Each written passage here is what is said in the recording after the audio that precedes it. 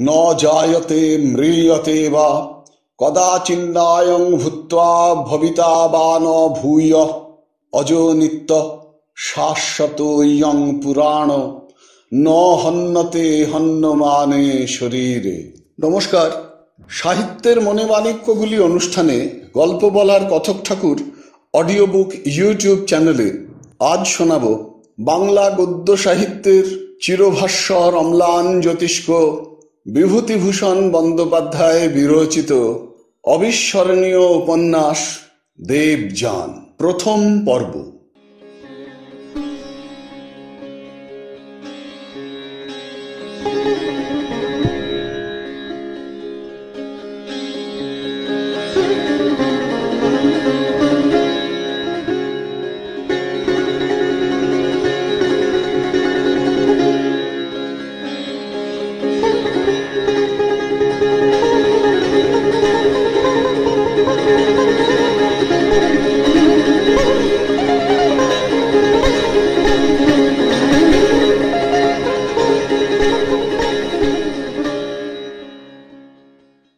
কুড়ুলে বিনোদপুরের বিখ্যাত বস্ত্র ব্যবসায়ী রায় সাহেব ভরসারাম কুণ্ডুর একমাত্র কন্যার আজ বিবাহ।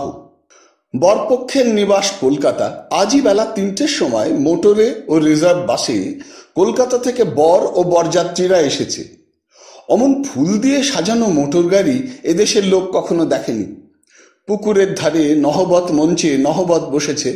রং বেরঙের কাপড় ও শালু দিয়ে হোগলার আসর সাজানো হয়েছে। খুব জাঁকের বিয়ে। রাত 9:30। রায় সাহেবের বাড়ির বড় নাট মন্দিরে বরযাত্রীদের খেতে বসিয়ে দেওয়া হয়েছে। তারা সকলেই কলকাতার বাবু। কুড়ুলে বিনোদপুরের মতো অজ পাড়াগাঁয়ে যে তাদের শুভাগমন ঘটেছে, এতে রায় সাহেব কৃতার্থ হয়ে গিয়েছেন। বারবার বিনীতভাবে বরযাত্রীদের সামনে এই কথাই তিনি জানাচ্ছিলেন। সভামণ্ডপ থেকে নানা রকম শব্দ উত্থিত হচ্ছিল। ও কি পালমশাই, না না না না, মাছের মুড়োটা ফেললে চলবে না। ওরে, এদিকে একবার ভাতের বালতিটা নিয়ে আয় না, এদের পাত যে একেবারেই খালি। অর্থাৎ পোলাউয়ের বালতি। পোলাউকে ভাত বলাই নিয়ম। তাতে সভ্যতা, সুরুচি ও বড় মানসিক চালের বিশিষ্ট পরিচয় দেওয়া হয়। আগে না, তা শুনবো না। বাটা ছানার না হলেও পাড়াগাঁয়ের জিনিসটা একবার চেখে দেখুন দয়া করে। সন্দেশ আর দুটো নিতেই হবে। ওদিকে যখন সবাই বরযাত্রীদের নিয়ে ব্যস্ত, নাট মন্দিরের সামনে উঠোনে একপাশে বিভিন্ন গ্রামের কতকগুলি সাধারণ লোক খেতে বসেছে। তাদের মধ্যে একজন ব্রাহ্মণ, কিন্তু অত্যন্ত দরিদ্র। সে অন্য লোকদের সঙ্গে নিজের পার্থক্য বজায় রেখে একটু কোণ মেরে বসেছে। বসলে কি হবে, এদের দিকে পরিবেশনের মানুষ আদৌ নেই, ফলে এরা হাত তুলে খালি পাত কোলে বসে আছে। ব্রাহ্মণ যুবকের নাম যতীন। পাশের গ্রামের বেশ সৎ বংশের ছেলে। বয়স তার 35-36 হবে। লোকটি বড়ই হতভাগ্য। বেশ সুন্দর চেহারা। লেখাপড়া ভালোই জানে। MA পর্যন্ত পড়ে গান্ধীজির নন কোঅপারেশনের সময় কলেজ ছেড়ে বাড়ি আছে। বিবাহ করেছিল, কয়েকটি ছেলে মেয়েও আছে। আজ কয়েক বৎসর তার স্ত্রী তার সঙ্গে ঝগড়া করে ছেলে মেয়ে নিয়ে বাপের বাড়ি গিয়ে উঠেছে। এখানে নিজেও আসে না, ছেলে মেয়েদেরও আসতে দেয় না। যতীনের বাপ মা কেউ জীবিত নন, সুতরাং বড় বাড়ির মধ্যে ওকে নিতান্তই একা থাকতে হয়। তার উপর ঘোর দারিদ্র্যের কষ্ট। একজনের খরচ তাই চলে না। ভরসারাম কুণ্ডুর ছোট ভাই ওদের পাতের সামনে দিয়ে যেতে যেতে দেখতে পেয়ে বলে উঠল, আরে এই যে যতীন, পাচ্ছ টাচ্ছ তো সব? ওরে, কে আছিস, এদিকে পাতে লুচি দিয়ে যা। যতীনের মনটা খুশি হলো। এতক্ষণ সত্যি তাদের এখানে দেখবার কেউ লোক ছিল না। আয়োজন খুব বড় বটে, কিন্তু পরিবেশন করবার ও দেখাশোনা করবার লোকের অভাবে সাধারণ নিমন্ত্রিতদের অদৃষ্টে বিশেষ কিছু জুটছে না। আহারাদি শেষ হয়ে গেল। এখনই পুকুরের ধারে বাজি পোড়ানো হবে। কলকাতা থেকে বরপক্ষ ভালো বাজি এনেছে। এসব পাড়াগাঁয়ে অমন কেউ দেখেনি। বাজি দেখবার জন্যে পুকুরের ধারে লোকে লোকারণ্য হয়েছে। যতীনও তাদের মধ্যে গিয়ে দাঁড়ালো। হুস শব্দে একটা হাউই আকাশে উঠে গিয়ে প্রায় নক্ষত্রের গায়ে ঠেকে ঠেকে, তারপর লাল নীল সবুজ ফুল কেটে আস্তে আস্তে নিচের দিকে নামতে লাগলো। দলের অনেকে চিৎকার করে উঠল, আগুন লাগবে, আগুন লাগবে। 2-4 বার এরকম তারাবাজি উঠলো নামলো, কারো ঘরের চালে আগুন লাগলো না দেখে উদ্বিগ্ন লোকদের মন শান্ত হলো। তারাবাজি একটার গায়ে একটা হুস করে আকাশে উঠছিল, আর যতীন আশ্চর্য হয়ে সেদিকে চেয়ে চেয়ে দেখছিল, এক দৃষ্টি ঊর্ধ্বমুখে। বহুদিন ধরে সে পাড়া গাঁয়ে নিতান্ত দুরবস্থায় পড়ে আছে, অনেকদিন ভালো কিছু দেখেনি। কলকাতার সে ছাত্র জীবন এখন আর মনে পড়ে না যেন, সেসব যেন গত জন্মের কাহিনী। সুতোর গাছের মেঘনাথ চক্রবর্তী ওকে দেখে বললে, এই যে যতীন, আজ রায় সাহেবের বাড়ি খেলে নাকি? তোমার নেমন্তন্ন ছিল? তা তোমাদের বলতে সাহস করে, কই আমাদের বলুক দেখি। ছোট জাত, তিলি তামলি, না হয় 2টো টাকাই হয়েছে, তা বলে ব্রাহ্মণদের নেমন্তন্ন করে খাওয়াবে বাড়িতে? তোমরা গিয়ে নিজেদের গিয়ে মান খুইয়েছ, তাই তোমাদের বলতে সাহস করে। ছি! যতীন যখন বাড়ি পৌঁছলো তখন রাত্রি দ্বিপ্রহর। বাঁশবনের মধ্যে সুড়িপথ পেরিয়ে ওর পৈতৃক আমলের কোঠা, অনেকগুলো ঘরদোর, বাইরে চণ্ডীমণ্ডপ, তবে এখন সবই শ্রীহীন। একটা ধানের বড় গোলা ছিল, অর্থকষ্টে পড়ে গত মাঘ মাসে সে 7.5 টাকায় গোলাটা বিক্রি করে ফেলেছে। গোলার ইঁটে গাঁথুনি সিঁড়ি কখানা মাত্র বর্তমান আছে। আলো জেলে নিজের বিছানাটা পেতে নিয়েই সে আলোটা নিভিয়ে দিলে। তেলের পয়সা জোটে কোথা থেকে যে আলো জ্বালিয়ে রাখবে? অন্ধকারে শূন্য বাড়িতে একা বসলেই মনে পড়ে আশালতার কথা। আশালতা কি করে এত নিষ্ঠুর হতে পারলে? বিয়ের পরে প্রথম 5 বছরের কথা মনে হলে তার বুকের মধ্যে কেমন করে ওঠে। এই ধরনের কত শ্রাবণ রাত্রিতে ওই ছাদে সে কত নিভৃত আনন্দ মুহূর্তের কাহিনী এই বাড়ির বাতাসে আজও বাজে। কত মিষ্টি কথা, কত চাপা হাসি, কত সপ্রেম চাহনি। মনে পড়ে তারা দুজনে একসঙ্গে তারকেশ্বর গিয়েছিল একবার। তখন যতীনের বড় ছেলেটি 8 মাসের শিশু। যাবার আগের দিন রাত্রে আশা রাত 1টা পর্যন্ত জেগে খাবার তৈরি করলে। বললে, তোমায় কোথাও বাজারের খাবার খেতে দেবো না, নানা রকম অসুখ করে যা তা খাবার খেলে। তার চেয়ে তৈরি করে নিলুম, সস্তাও হবে কেনা খাবারের চেয়ে। ওখানে গিয়ে বাবার প্রসাদ খেলেই চলবে। পথে এই যা করে নিলুম, এতেই কুলিয়ে যাবে। পথে দুষ্টুমি করে যতীন সব খাবার খেয়ে ফেলেছিল নৈহাটি যাবার আগেই, আশাকে ঠকাবার জন্য। নৈহাটি স্টেশনে খাবার খেতে চাইলে আশা অপ্রতিভ হয়ে পড়ল, খাবার এক টুকরোও নেই। যতীন হেসে বললে, কেমন, বাজারের খাবার কিনতে হবে না যে বড়, এখন কি হয়? হয়তো অতি তুচ্ছ ঘটনা, কিন্তু এই তুচ্ছ ঘটনাই পরের 5-6 মাসে তাদের দুজনকে অফুরন্ত হাসির ফোয়ারা জুগিয়েছিল। মনে আছে সেই নৈহাটি স্টেশনের কথা? কি হয়েছিল বলো তো? যাও যাও, পেটুক গণেশ কথাকার, আমি কি করে জানবো যে, ইত্যাদি ইত্যাদি। আহা, প্রথম যৌবনের স্বপ্নে রঙিন রাগ সাগরের লীলা চঞ্চল বিচিমালার সে কত চপল নৃত্য কোথায় মিলিয়ে গিয়েছে, মিশিয়ে গিয়েছে, অতল তলে তলিয়ে গিয়েছে সে সব দিন। তার ঠিকানা নেই, খোঁজ নেই, খবর নেই। সেই আশালতা আছে তার বাপের বাড়িতে। আজ 5 বছরের মধ্যে একখানা চিঠি দেয়নি যে তার স্বামী বেঁচে আছে না মরেছে। সেও শ্বশুর বাড়ি যায় না। একবার বছর 3 আগে গিয়েছিল নিতান্ত না থাকতে পেরে। আগে থেকে একখানা চিঠি দিয়েছিল যে সে যাচ্ছে। দুপুরের আগে সে গিয়ে পৌঁছলো, অনেক আগ্রহ করে গিয়েছিল। শাশুড়ি ঠাকুরুন রান্নাঘরের দাওয়ায় বসে কুটনো কুটছিলেন, তাকে দেখে যেন ভূত দেখলেন। যতীন গিয়ে তাকে প্রণাম করে পায়ের ধুলো নিতেই তিনি উদাসীন সুরে বললেন, থাক থাক, হয়েছে। তারপর এখন কি মনে করে এখানে? এই সব দেখাশোনা করতে এলাম। ছেলে মেয়ে সব ভালো আছে? কোথায় সব? ওই যে বাইরের দিকে খেলা করছে, ডেকে দিচ্ছি। যতীন স্ত্রীর কথাটা লজ্জায় উল্লেখ করতে পারলে না। ছেলে মেয়েদের সঙ্গে দেখা করলে তাদের মায়ের কথা জিজ্ঞেস করতে গিয়ে যতীনের মনে হলো তারা কি যেন একটা ঢাকছে। ছেলে মেয়েও সব পর হয়ে গিয়েছে, ওর কাছে বড় একটা ঘেঁষতে চায় না আর। ছোট মেয়েটা তো তাকে দেখেনি বললেই হয়। আশা যখন চলে এসেছিল তখন খুকির বয়স 1 বছর মাত্র। খাওয়া দাওয়ার সময়ও আশাকে দেখা গেল না, তার ঘরেও নয়। ওর মনে ভয় হলো, আশা বেঁচে আছে তো।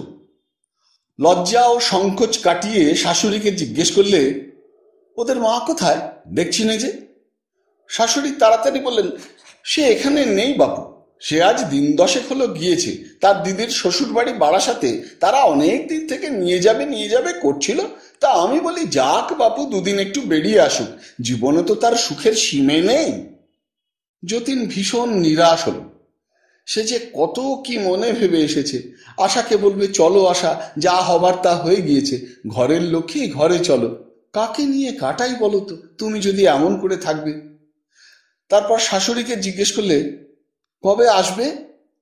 আশা আসির এখন কোনো ঠিক নেই বাপু, এই মাসে তো নয়ই, পুজোর সময় পর্যন্তও থাকতে পারে। এখানে রাঁধবার লোক নেই, বুড়ো মানুষ, এতগুলো লোকের ভাত জল করছি দুবেলা, প্রাণ বেরিয়ে গেল। শেষের কথাটি যে তাকে চলে যাবার ইঙ্গিত, যতীনের তা বুঝতে দেরি হলো না। বিকেলের দিকেই সে ভগ্ন মনে বাড়ির দিকে রওনা হলো। পথে তার খুড়তুতো শালী আন্না, 10 বছরের মেয়ে, অশ্বত্থতলায় দাঁড়িয়েছিল। ওকে দেখে কাছে এসে বললে, দাদা বাবু আজই এলেন, আজই চললেন যে, রইলেন না? না, সব দেখাশোনা করে গেলুম। তাছাড়া তোর দিদি তো এখানে নেই, অনেকদিন পরে এলুম, প্রায় বছর 2 পরে, দেখাটা হলো না। আন্না কেমন এক অদ্ভুত ভাবে ওর দিকে চাইলে, তারপরে এদিক ওদিক চেয়ে সুর নিচু করে বললে, একটা কথা বলবো দাদা বাবু। কাউকে বলবেন না, আগে বলুন। যতীন বললেন, না বলছি নে। কি কথা রে আন্না? দিদি এখানেই আছে, কোথাও যায়নি। আপনার আসবার খবর পেয়ে চৌধুরীদের বাড়ি ওর সইমার কাছে লুকিয়ে আছে। জ্যাঠাইমা আমাদের শিখিয়ে দিয়েছে আপনার কাছে এসব কথা না বলতে। যতীন বিস্মিত হয়ে বললে, ঠিক বলছিস আন্না? পরে এই বালিকার সরল চোখের দিকে চেয়ে বুঝতে পারলে এ প্রশ্ন নিরর্থক। সে দৃষ্টিতে মিথ্যার ভাঁজ ছিল না।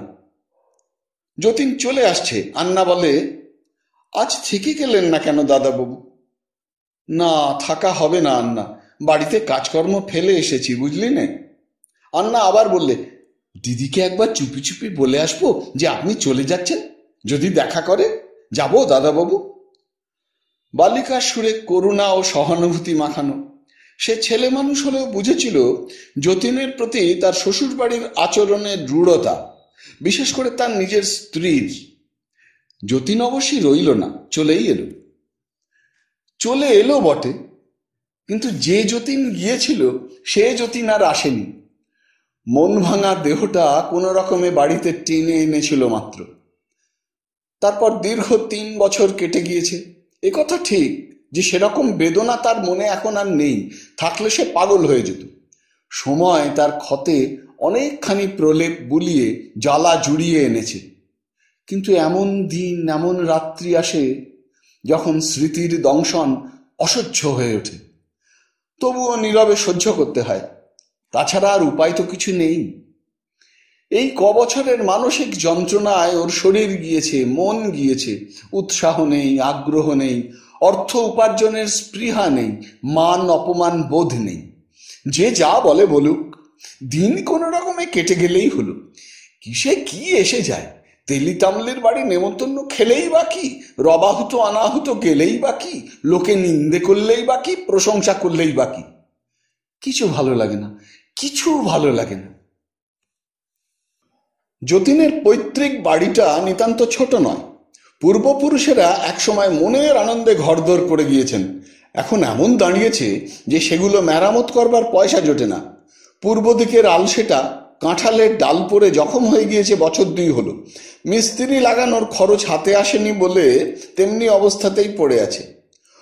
গত 30 বৎসরের কত পদচিহ্ন এই বাড়ির উঠোনে। বাবা, মা, বৌদিদি, মেজ দিদি, পিসিমা, 2 ছোট ভাই, আশা, খোকা খুকিরা, কত ভালোবাসত সবাই। সব স্বপ্ন হয়ে গেল, কেউ নেই আজ। সে শিক্ষিত বলে আগে গ্রামের লোক তাকে খুব মেনে চলত।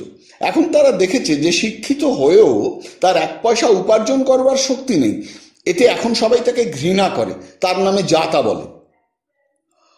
আশা যখন প্রথম প্রথম বাপের বাড়ি গিয়েছিল, তখন লজ্জা ও অপমান ঢাকবার জন্যে যতীন গাঁয়ে সকলের কাছে বলে বেড়াতো, শাশুড়ি ঠাকুরুনের হাতে অনেক টাকা আছে, কোন দিন মরে যাবেন, বয়স তো হয়েছে। এদিকে বড় মেয়ে প্রায় মার কাছে থাকে, পাছে টাকার সবটাই বেহাত হয়ে যায়। তাইও বললে, দেখো এই সময়টা কিছুদিন মার কাছে গিয়ে থাকি কি, নইলে কিছু পাবো না। এই কৈফিয়ত প্রথম প্রথম খুব কার্যকরী হয়েছিল বটে। তারপর বছরের পর বছর কেটে গেল। এখন লোকে নানা রকম ব্যঙ্গ বিদ্রুপ করে। কেউ বলে, অনেকদিন হয়ে গেল, এইবার গিয়ে বউকে নিয়ে এসে গে যতীন, শাশুড়ির টাকার মায়া ছেড়ে দাও, বুড়ি সহজে মরবে না।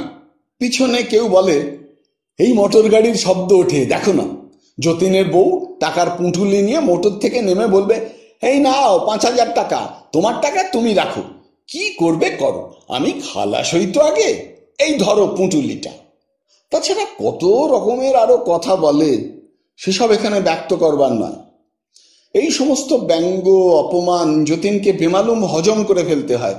সয়ে গিয়েছে, আর লাগে না। মাঝে মাঝে কষ্ট হয় মানুষের নিষ্ঠুরতা বর্বরতা দেখে।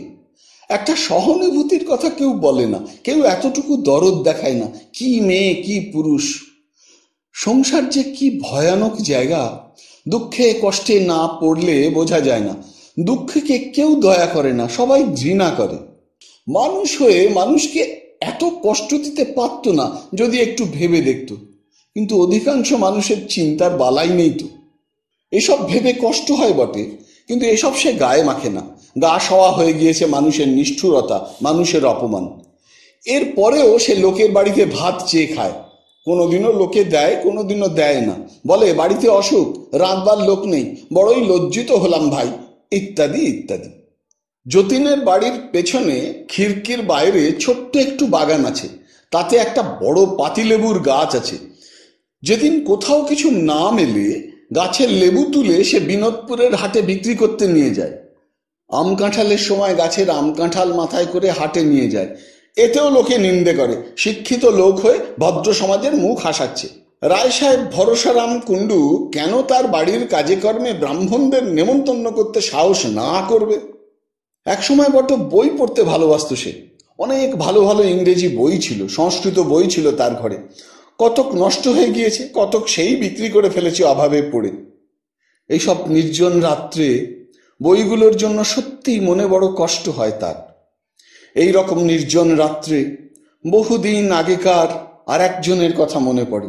সে স্বপ্ন হয়ে গিয়েছে অনেক দিন, ভুলেও তাকে গিয়েছিল, কিন্তু আশা চলে যাওয়ার পরে তার কথা ধীরে ধীরে জেগে উঠেছে। গত 5 বছরে যতীন অনেক শিখেছে। মানুষের দুঃখ বুঝতে শিখেছে, নিজের দুঃখে উদাসীন হয়ে থাকতে শিখেছে। জীবনের বহু অনাবশ্যক উপকরণ ও আবর্জনাকে বাদ দিয়ে সহজ অনাড়ম্বর সত্যকে গ্রহণ করতে শিখেছে। বর্ষার শেষে যতীন পড়ল অসুখে। একা থাকতে হয়। এক ঘটি জল দেবার মানুষ নেই। মাথার কাছে একটা কলসি রেখে দিত। যতক্ষণ শক্তি থাকতো নিজেই জল গড়িয়ে খেত, যখন না থাকতো শুয়ে চিঁচি করত। গায়ের লোক একেবারেই যে দেখেনি তা নয়, কিন্তু সে নিতান্ত দায় সারা গোছের দেখা। তারা দোরের কাছে দাঁড়িয়ে উঁকি মেরে দেখে যেত। হয়তো ছেলে মেয়ের হাতে দিয়ে কচ্চিৎ এক বাটি সাবুও পাঠিয়ে দিত। সেও দায় সারা গোছের। সে দেওয়ার মধ্যে স্নেহ ভালোবাসার স্পর্শ থাকতো না। অনেকে পরামর্শ দিত, ওহে বৌমাকে এইবার একখানা পত্র দাও, তিনি আসুন, না এলে এই অবস্থায় কে দেখে, কে শোনে, কে একটু জল মুখে দেয়। আমাদের তো সব সময় আশা ঘটে ওঠে না, বুঝতেই তো পারো, নানা রকম ধান্দাতে ঘুরতে হয়, নইলে ইচ্ছে তো করে, তা কি আর করে না, ইত্যাদি ইত্যাদি। এই কথার কোনো উত্তর সে দিত না। আশ্বিন মাসের মাঝামাঝি যতীন সেরে উঠল। যার কেউ নেই, ভগবান তাকে বোধহয় বেশি দিন যন্ত্রণা ভোগ করান না। হয় সারান, নয় সারাবার ব্যবস্থা করেন। বৈকালের দিকে নদীর ধারের মাঠে এসে বেড়াতে গেল। একটা জায়গায় একটা বড় বাবলা কাঠের গুঁড়ি পড়ে, চারিদিক ঘিরে সেখানে বনঝোপ। পড়ন্ত বেলায় পাখির দল কিচকিচ করছে। কেলে কোঁড়া লতায় শরতের প্রথমে সুস্নিগ্ধ ফুল ফুটেছে। নির্মেঘ আকাশ, অদ্ভুত ধরনের নীল। গাছের গুঁড়িটার ওপর সে দেহ এলিয়ে দিয়ে আধশোয়া অবস্থায় রইল। শরীর দুর্বল, বেশিক্ষণ দাঁড়াতে বা বসতে কষ্ট বোধ হয়। ওর মনে একটা ভয়ানক কষ্ট, বিশেষ করে এই অসুখটা থেকে উঠবার পরে। মনটা কেমন দুর্বল হয়ে গিয়েছে রোগে পড়ে থেকে। নইলে যে আশালতা অত নিষ্ঠুর ব্যবহার করেছে তার সঙ্গে, রোগশয্যায় পড়ে সেই আশালতার কথাই অনবরত মনে পড়বে কেন? শুধু আশালতা আশালতা না, চিঠি সে দেবে না, দেয়ও নি। মরে যাবে তবুও চিঠি দেবে না। মিথ্যে অপমান কুড়িয়ে লাভ কি? আশালতা আসবে না। যদি না আসে তার বুকে বড় বাজবে। পূর্বের ব্যবহার সে খানিকটা এখন ভুলেছে। স্বেচ্ছায় নতুন দুঃখ বরণ করার নির্বুদ্ধিতা তার না হয়। সে অনেক দুঃখ পেয়েছে, আর নয়। সব মিথ্যে, সব ভুল। প্রেম ভালোবাসা সব দুদিনের মোহ। মূর্খ মানুষ যখন মজে হাবুডুবু খায়, তখন শত রঙিন কল্পনা তাতে আরোপ করে প্রেমাস্পদকে ও মনের ভাবকে মোহনীয় করে তোলে। মোহ যখন ছুটে যায়, অপসৃয়মান ভাঁটার জল তাকে শুষ্ক বালুর চড়ায় একা ফেলে রেখে কোন দিক দিয়ে অন্তর্হিত হয় তার হিসেব কেউ রাখে না।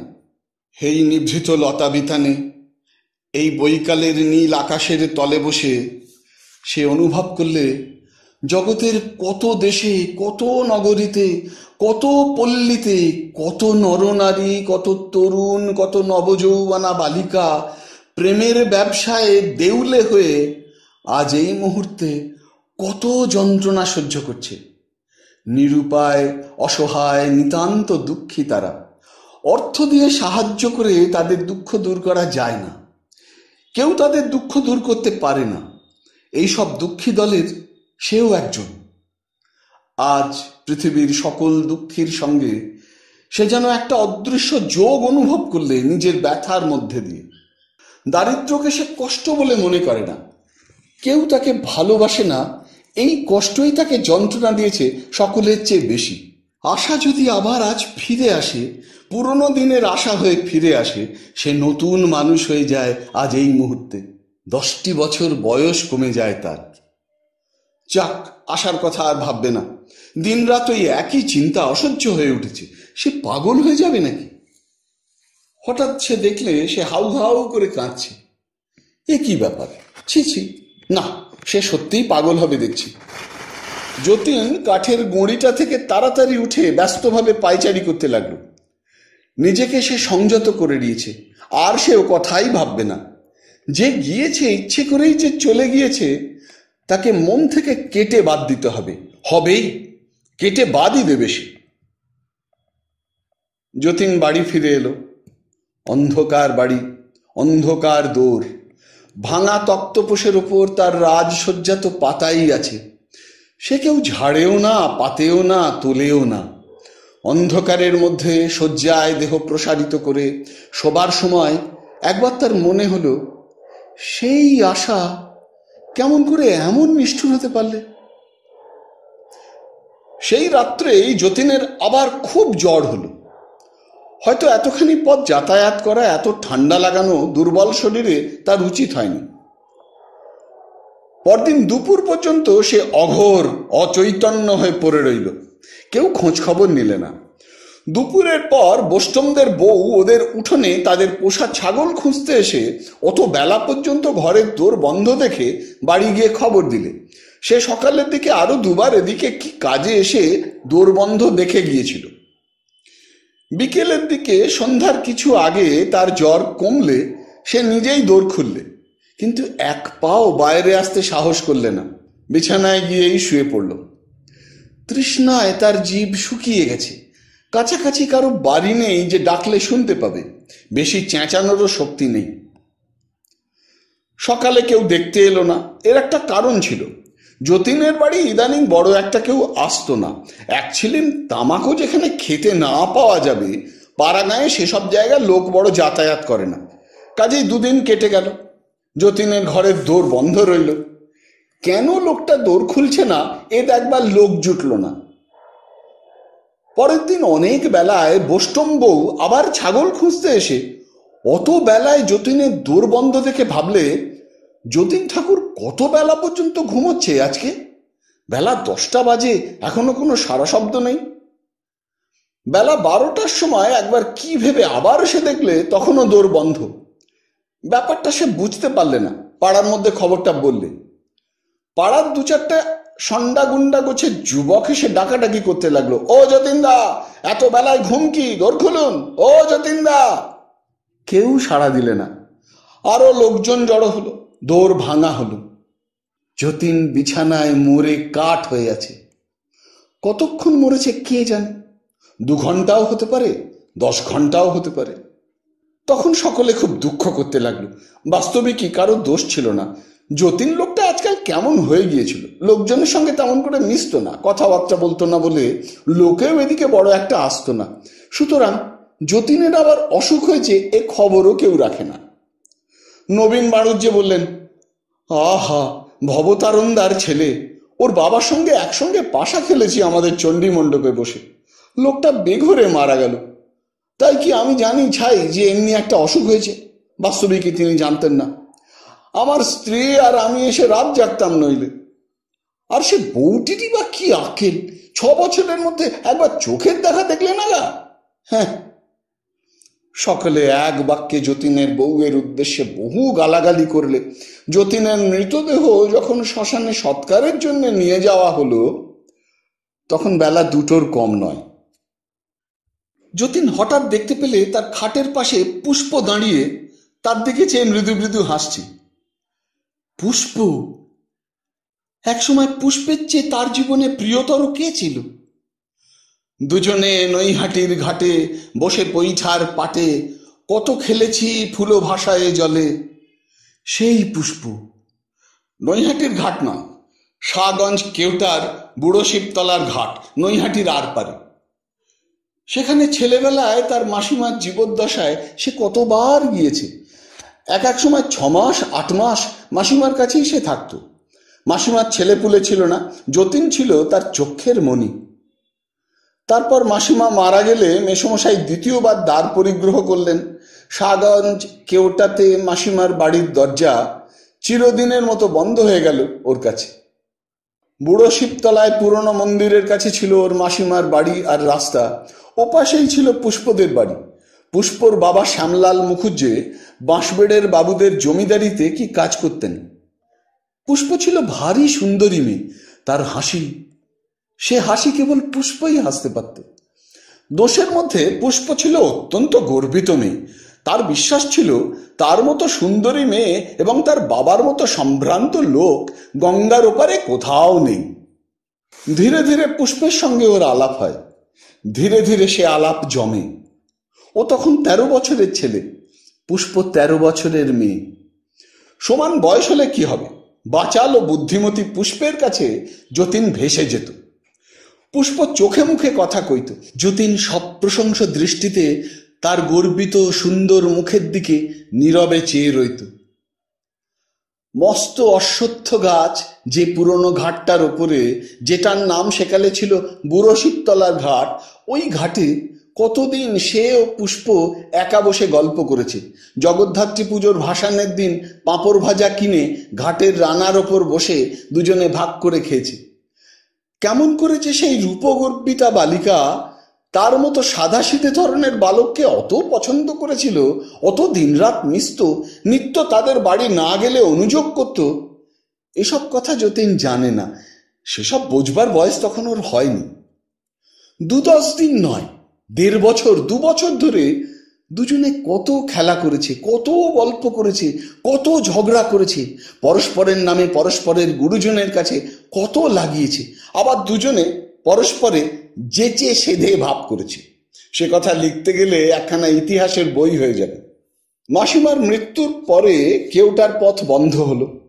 বছরখানেকের মধ্যে পুষ্প বসন্ত হয়ে মারা গেল। দেশে থাকতে পুষ্পর মৃত্যু সংবাদ মেসমশাইয়ের চিঠিতে সে জেনেছিল। তারপর 13 বছর কেটে যাওয়ার পরে 26 বছর বয়সে যতীন বিবাহ করে। বাল্যের 13 বছর বহুদিন। পুষ্প তখন ক্ষীণ স্মৃতিতে পর্যবসিত হয়েছে। তারপর আশালতার সঙ্গে নবীন অনুরাগের রঙিন দিনগুলোতে পুষ্প একেবারে চাপা পড়ে গেল। কিন্তু চাপা পড়ে যাওয়া আর ভুলে যাওয়া এক জিনিস নয়। মানুষের মনের মন্দিরে অনেক কক্ষ, এক এক কক্ষে এক এক অতি প্রিয় অতিথির বাস। সেই কক্ষ সেই অতিথির হাসি কান্নার সৌরভে ভরা, আর কেউ সেখানে ঢুকতে পারে না। প্রেমের এ অতিথিশালা বড় অদ্ভুত। অতিথি যখন দূরে থাকে তখনও যে কক্ষ সে একবার অধিকার করেছে সে তারই এবং তারই চিরকাল।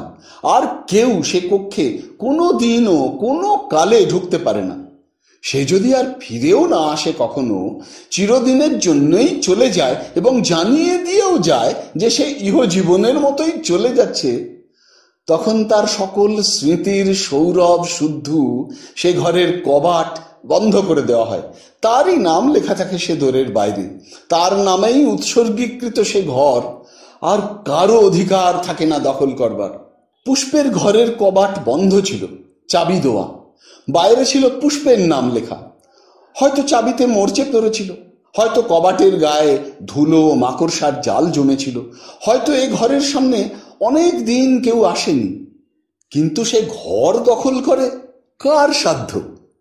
আশালতা সে ঘরে ঢোকেনি, আশালতার ঘর আলাদা। সেই পুষ্প। যতীন অবাক দৃষ্টিতে ওর দিকে চেয়ে রইল। প্রথমেই যে কথাটা ওর মনে উঠল সেটা এই যে পুষ্পের সঙ্গে শেষবার দেখা হওয়ার পরে যে বহু বছর কেটে গিয়েছে। 13 বছর পরে সে বিয়ে করে আশাকে, বিয়ে করেছেও আজ 10 বছর। এই দীর্ঘ দীর্ঘ 23 বছর পরে কেওটার বুড়ো শিবতলার ঘাটের সেই রূপসী মেয়ে বালিকা পুষ্প কোথা থেকে এলো? যে বয়সে তারা দুজনে নৈহাটির ঘাটে বসে পৈঠার পাটে খেলা করেছিল ফুলো ভাসায় জলে। বুড়ো শিবতলার ঘাটের প্রাচীন সোপান শ্রেণীর উপরে বাঁকাভাবে অস্ত সূর্যের আলো এসে পড়েছে। ঘাটের রানায় শ্যাওলা জমেছে। ঠিক ওপারে হালি শহরে শ্যামাসুন্দরী ঘাটের মন্দিরেও পড়েছে রাঙা আলো, কিন্তু সেটা পড়েছে পশ্চিম দিক থেকে সোজাভাবে গিয়ে। এখনো সেই প্রাচীন পাখির দল ডাকছে বড় অশ্বত্থ গাছটার ডালে ডালে। সাদা পাল তুলে ইলিশ মাছ ধরা পুরনো জেলে ডিঙির সারি চলেছে ত্রিবেণীর দিকে। যতীন বসে পুষ্পর সঙ্গে গত 12 যাত্রায় দেখা কি একটা পালার গল্প করছে। 23 বছর পরেও পুষ্প এখনো সেই রকমটি দেখতে রয়েছে কেমন করে? কিন্তু পরক্ষণেই তার মনে হলো পুষ্প তো নেই, সে তো বহুকাল মরে গিয়েছে। ব্যাপার কি, সে স্বপ্ন দেখছে নাকি? পুষ্প কিন্তু এগিয়ে এসে হাসি মুখে বললে, অবাক হয়ে চেয়ে দেখছো কি? চিনতে পেরেছ? বলো তো আমি কে? যতীন তখনও হাঁ করে চেয়েই আছে।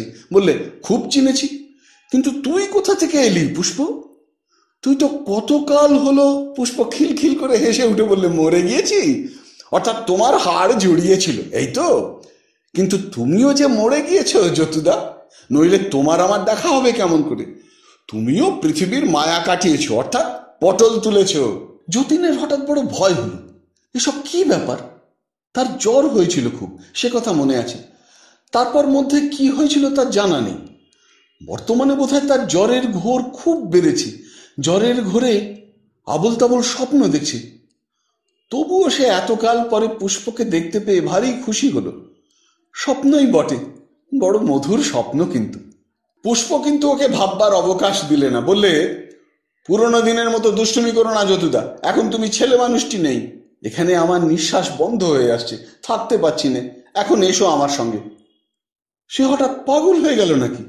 সে তো কিছুই বুঝতে পারছে না, যাবে কোথায় চলে সে? পুষ্পই বা আসে কোথা থেকে? অথচ সে তো এই তার পুরনো ঘরেই রয়েছে। ওই তো চুনবালি খসার দেওয়াল, ওই তো উঠোনের পেঁপে গাছটি, ওই পৈতৃক আমলের গোলার ভাঙা সিঁড়ি। পুষ্পকে সে বললে, তুই কি করে জানলি আমার অসুখ করেছে? প্রশ্ন করলে বটে, অথচ যতীন সঙ্গে সঙ্গে ভাবলে, আশ্চর্য, কাকে এ কথা জিজ্ঞেস করছি? পুষ্প যে 23 বছর আগে মারা গিয়েছে তাকে? অদ্ভুত স্বপ্ন তো, এমন ধারা স্বপ্ন তো সত্যিই জীবনে কোনোদিন দেখিনি। পুষ্প বললে, কি করে জানলুম? বেশ কথাটি বললে তো যতুদা। তোমার এই ঘরে তোমার কাছে আমি বসে নেই পরশু তোমার জ্বর হওয়ার দিন থেকে? দিন রাতে অনবরতই তো তোমার শিয়রে বসে। বলিস কি পুষ্প, আমার শিয়রে তুই বসে আছিস 2 দিন থেকে? পুষ্প, একটা কথা বলতো, আমি পাগল হয়ে যায়নি তো জ্বরের ঘোরে? সবাই ওরকম কথাই বলে যতুদা। প্রথম প্রথম যারা আসে তাদের 12 আনা ওই কথাই বলে। তারা বুঝতে পারে না তাদের কি হয়েছে। তুমিও জ্বালালে যতুদা। কথা শেষ করে পুষ্প ওর হাত ধরে খাট থেকে নামিয়ে আনতেই যতীন বেশ সুস্থ ও হালকা অনুভব করলে নিজেকে। তারপর কি মনে করে খাটের দিকে একবার চাইতেই সে বিস্ময়ে কাঠ হয়ে দাঁড়িয়ে রইল। খাটের উপর তার মতো একটা দেহ নির্জীব অবস্থায় পড়ে, ঠিক তার মতো চোখ মুখ, সবই তার মতো। পুষ্প বললে, দাঁড়িও না যতুদা, এসো আমার সঙ্গে। কেমন, এখন বোধহয় বিশ্বাস হয়েছে, বুঝলে এখন? পুষ্প তো ঘরের দরজা খুললে না, তবে তারা ঘরের বাইরে এসে দাঁড়ালো কি করে? এখনো রাত আছে, অন্ধকার হয়েছে, মাথার উপরে অগণ্য তারা জ্বলছে, নবীন বাড়ুজ্যের বাড়ির দিকে একটা কুকুর ঘেউ ঘেউ করছে। অথচ এই ঘন অন্ধকার রাত্রে সে চলেছে কোথায়? কার সঙ্গেই বা চলেছে? এখনো কি সে স্বপ্ন দেখছে? পুষ্প বললে, এখন বিশ্বাস হলো যতুদা? দেওয়ালের মধ্যে দিয়ে বার হয়ে এলাম, দেখলে না? কি করে এলাম? ইটের দেওয়াল এখন তোমার আমার কাছে ধোঁয়ার মতো। আমাদের শরীরে পৃথিবীর জড় পদার্থের স্পর্শ লাগবে না। আর একটা মজা তোমায় দেখাবো, পায়ে হেঁটে যেও না, মনে ভাবো যে উড়ে যাচ্ছি। যতীন মনে মনে তাই ভাবলে। অমনি সে দেখলে তার দেহ রবারের বেলুনের মতো আকাশ দিয়ে উড়ে চলেছে। দুজনে চলল, পুষ্প আগে, যতীন তার পেছনে। কোথায় যাচ্ছে যতীন কিছুই জানে না। সে অনেক কথা ভাবছিল যেতে যেতে। এত অদ্ভুত ঘটনা তার জীবনে আর কখনো হয়নি। স্বপ্নে কি এমন সব ব্যাপার ঘটে? স্বপ্ন যদি না হয় তবে কি সে পাগল হয়ে গেল? তাই বা কেমন করে হয়? তবে পুষ্প আসে কোথা থেকে? কিংবা সবটাই মনের ধাঁধা, হ্যালুসিনেশন? না, একেই বলে মৃত্যু। এরই নাম যদি মৃত্যু হয়, তবে লোকে এত ভয় করে কেন? কেউ তো কখনো তাকে বলেনি যে মৃত্যুর পরে মানুষ জীবিত থাকে, বরং তার মনে হচ্ছে সে আরো বেশি জীবন্ত হয়েছে। বেঁচেই বরং রোগের যন্ত্রণায় দুর্বল হয়ে পড়েছিল। হঠাৎ যতীন দেখলে যে সে এক নতুন দেশে এসেছে। দেশটা পৃথিবীর মতোই, তার পায়ের তলায় নদী, গাছপালা, মাঠ সবই আছে, কিন্তু তাদের সৌন্দর্য অনেক বেশি। আকাশের দিকে চেয়ে দেখলে সূর্য দেখা যায় না, অথচ অন্ধকারও নেই। ভারী চমৎকার এক ধরনের অপার্থিব মৃদু আলোকে সমগ্র দেশটা উদ্ভাসিত। গাছপালার পাতা ঘন সবুজ, নানা ধরনের ফুল, সেগুলো যেন আলো দিয়ে তৈরি। এক জায়গায় এসে পুষ্প থামল। এ কি? এ তো সেই পুরনো দিনের কেউটা সাগঞ্জের বুড়ো শিবতলার ঘাট। ওই তো গঙ্গা, ওই সেই প্রাচীন অশ্বত্থ গাছটা, ওই তো বুড়ো শিবের ভাঙা মন্দিরটা। পৃথিবীতে মাঝে মাঝে গোধূলির সময় মেঘলা আকাশে যেমন একটা অদ্ভুত হলদে আলো হয়, ঠিক তেমনি একটা মৃদু তাপহীন চাপা আলো গাছপালায়, গঙ্গার জলে, বুড়ো শিবের মন্দিরের চূড়োয়। ওকে ঘাটের সোপানে একা বসিয়ে পুষ্প কোথায় চলে গেল। যতীন চুপ করে বসে অদ্ভুত আলোকে, রঙিন গঙ্গাবক্ষের দিকে চেয়ে রইলে। বাল্যের শত সুখের, শত আনন্দ স্মৃতির রঙ্গস্থল সেই পুরনো জায়গা। হইতে পারে শ্যামাসুন্দরীর ঘাট, শ্যামাসুন্দরীর মন্দির। কিন্তু আশ্চর্য এই যে কোনো দিকে আর কোনো লোকজন নেই। এতখানি সুবিস্তীর্ণ স্থান একেবারে নির্জন, কেউ কোথাও নেই সে ছাড়া। এমন সময় অশ্বত্থ গাছের তলায় সেই প্রাচীন পথটা দিয়ে পুষ্পকে আসতে দেখা গেল। তার খোঁপায় কি একটা ফুলের মালা জড়ানো। যতীন বললে, এ কোথায় আনলি পুষ্প? বুড়ো শিবতলার ঘাট না? এ কি সাগঞ্জ কেউটা? পুষ্প যে সত্যিই দেবী, যতীন তার দিকে চেয়ে সেটা এবার ভালোভাবেই বুঝতে পারল। এমন গাঢ় যৌবনা, শান্ত আনন্দময়ী মূর্তি মানবীর হয় না। কি রূপই তার ফুটেছে, কি জ্যোতির্ময় মুখশ্রী! যতীন অবাক হয়ে ওর দিকে চেয়ে রইল। পুষ্প বললেন, না যতুদা, এ স্বর্গ। সকলের স্বর্গ তো এক নয়। তারপর মৃদু হেসে সলজ্জ সুরে ওর মুখের দিকে চেয়ে বললে, এ আমাদের স্বর্গ, তোমার আর আমার স্বর্গ। যতীনকে পুষ্প একটা ছোটখাটো সুন্দর বাড়িতে নিয়ে গেল। সে বাড়ি ইট কাঠের তৈরি নয়, যেন মনে হলো এক ধরনের মার্বেল পাথরের তৈরি, কিন্তু মার্বেল পাথরও নয় সে জিনিস। বাড়ির চারিধারে ফুলের বাগান, সবুজ ঘাসের মাঠ, দূরে গঙ্গা দেখা যাচ্ছে। পুষ্প বললে, এসব আমার তৈরি। জানো, আমি এদেশে এসেছি আজ 18 বছর, তোমার অপেক্ষায় ঘর সাজিয়ে বসে আছি। পৃথিবীতে কেওটার গঙ্গার ঘাটের চেয়ে প্রিয়তর আমার আর কিছু ছিল না। এখানে এসে কল্পনায় তাই সৃষ্টি করেছি। এখানে যার যা ইচ্ছে কল্পনায় গড়ে নিতে পারে। এই বাড়িও আমার কল্পনায় তৈরি। যতীন বললে, কেমন করে হয়? এদেশের বস্তুর ওপর চিন্তার শক্তি খুব বেশি। পৃথিবীর বস্তুর মতো এখানকার বস্তু নয়, আরো অনেক সূক্ষ্ম, অন্য ধরনের। সে পরে নিজেই টের পাবে। চিন্তা শক্তি প্রয়োগ করতে তোমাকেও শিখতে হবে।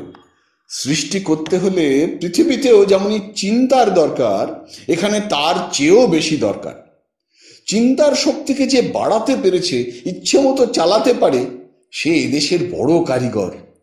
কিন্তু এও যে বস্তু, সে বিষয়ে ভুল নেই। পৃথিবীর মানুষ যাকে চেনে সে বস্তু নয়, তাহলেও বস্তুই। আমার বাবা মা কোথায় পুষ্প? এখনই আসবেন। অসুখের সময় তোমার মা আর আমি তোমার শিয়রে বসে থাকতাম।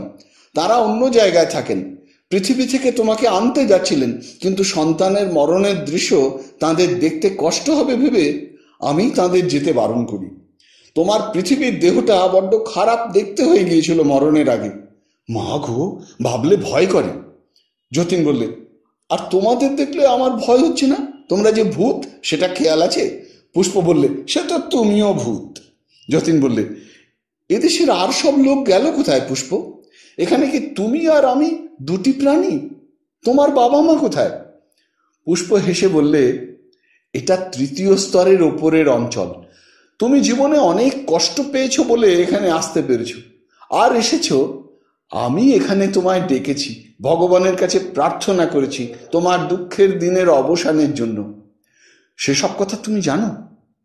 নইলে সাধারণ লোক মরার পরে এ জায়গায় আসতে পারে না। আমার বাবা এখনো মরেননি, খুব বড় হয়েছেন, কালনায় আছেন আমাদের দেশে। মা অনেক বছর স্বর্গে এসেছেন বটে, কিন্তু তিনি অন্য জায়গায় আছেন। এ স্তরের নিয়ম এই যে তুমি যদি ইচ্ছে করো তুমি কাউকে দেখতে পাবে না, কেউ তোমাকে দেখতে পাবে না। তুমি আমি এখন নির্জনে খানিকটা থাকতে চাই। কতকাল তোমায় দেখিনি, তোমার সঙ্গে কথা বলিনি। আমি চাইনি যে এখানে এখন কেউ আসে। কথা শেষ করে পুষ্প এক দৃষ্টে গঙ্গার দিকে চেয়ে কি যেন দেখলে, তারপর বললে, চলো তোমায় পৃথিবীতে একবার নিয়ে যাই। তোমার মৃতদেহটা শ্মশানে দাহ করছে, তোমার দেখা দরকার। পুষ্প যতীনের হাত ধরলে, পরক্ষণেই স্বর্গ গেল মিলিয়ে। তাদের গ্রামের শ্মশানে যতীন দেখলে সে আর পুষ্প দাঁড়িয়ে আছে। চিতার ধূম জিউলি গাছটার মাথা পর্যন্ত ঠেলে উঠেছে। যতীন হেসে বললে, দেখছিস পুষ্প, পুণ্যাত্মার চিতার ধোঁয়া কত দূর উঠেছে। পুষ্প বললে, আমি না থাকলে পুণ্যাত্মাগিরি বেরিয়ে যেত। তাদের পাড়ার ছেলে ছোকরার দল মৃতদেহ এনেছে। বুড়োদের মধ্যে এসেছেন নবীন বাড়ুজ্যে, তিনিই মুখাগ্নি করছেন। সকলেই আশালতাকে কি করে খবরটা দেওয়া যায় সেই আলোচনা করছে। যতীন হঠাৎ বললে, পুষ্প, আশালতাকে একবার দেখব, নিয়ে যাবি? ওর বড্ড সর্বনাশ করে গেলাম, ওর জন্য ভারী মন কেমন করছে। পুষ্প বললে, ভাবো যে তুমি আশালতাদের বাড়ি গিয়েছ, বেশ মনকে শক্ত করে ভাবো। আশালতা স্বামীর মৃত্যু সংবাদ কিছুই জানে না। সে দুপুরে খাওয়ার পরে আঁচল পেতে ঘুমোচ্ছে। তাকে সে অবস্থায় নিশ্চিন্ত মনে মাটির ওপর ঘুমোতে দেখে দুঃখে ও সহানুভূতিতে যতীনের মন পূর্ণ হয়ে গেল। আহা, হিন্দুর মেয়ে, স্বামী অভাবে ছোট ছোট ছেলে মেয়ে দুটিকে নিয়ে কি অসহায় অবস্থাতেই পড়ল। আজ হয়তো বুঝতে পারবে না, কিন্তু একদিন বুঝতেই হবে। মায়ের পাশে ছোট মেয়েটি ঘুমোচ্ছিল। খোকা পাড়ায় কোথায় খেলতে গিয়েছে। এই বয়সে পিতৃহীন হলো। সত্যি কি দুর্ভাগা ওরা। পুষ্প ওসব ভাবনা যতীনকে ভাবতে দিলে না, বললে, চলো যাই, পৃথিবীতে বেশিক্ষণ থাকার নিয়ম নেই। আশালতাকে আঁচল পেতে মাটিতে ঘুমোতে দেখে পর্যন্ত যতীন যেন কেমন হয়ে গিয়েছিল। তার আদৌ ইচ্ছে নেই স্বর্গে যেতে, তার মন আর কোথাও যেতে চায় না। পুষ্প বললে, যতীনদা, তুমি এত ভালোবাসো আশাকে। ওর মতো হতভাগিনী মেয়েও দেখিনি, ও তোমাকে বুঝলো না। সত্যি কষ্ট হয় ওর জন্যে, কিন্তু তুমি এখানে থেকে ওর কোনো সাহায্য করতে পারবে না। চলো যাই। গতির বেগে পৃথিবীটা কোথায় মিলিয়ে গেল, শুধু মেঘ, সাদা মেঘ চারিদিকে। ওদের পায়ের তলায় বহু দূরে কোথায় অভাগিনী আশালতা মেঝেতে আঁচল পেতে নিশ্চিন্ত মনে ঘুমোতে লাগলো। যতীন বাড়ি ফিরে এসে দেখলে একটি মহিলা তার জন্য অপেক্ষা করছেন। প্রথমে দূর থেকে তার মনে হলো একে কোথায় সে দেখেছে, কিন্তু মহিলাটি যখন ছুটে এসে তাকে বুকের মধ্যে জড়িয়ে ধরলেন, তখন তার চমক ভাঙল। বাবা মন্টু, বাবা আমার, আমার মানিক। মা, তুমি? যতীন মায়ের পায়ের ধুলো নিয়ে প্রণাম করলে। মায়ের মুখের দিকে চেয়ে এসে অবাক হয়ে গেল।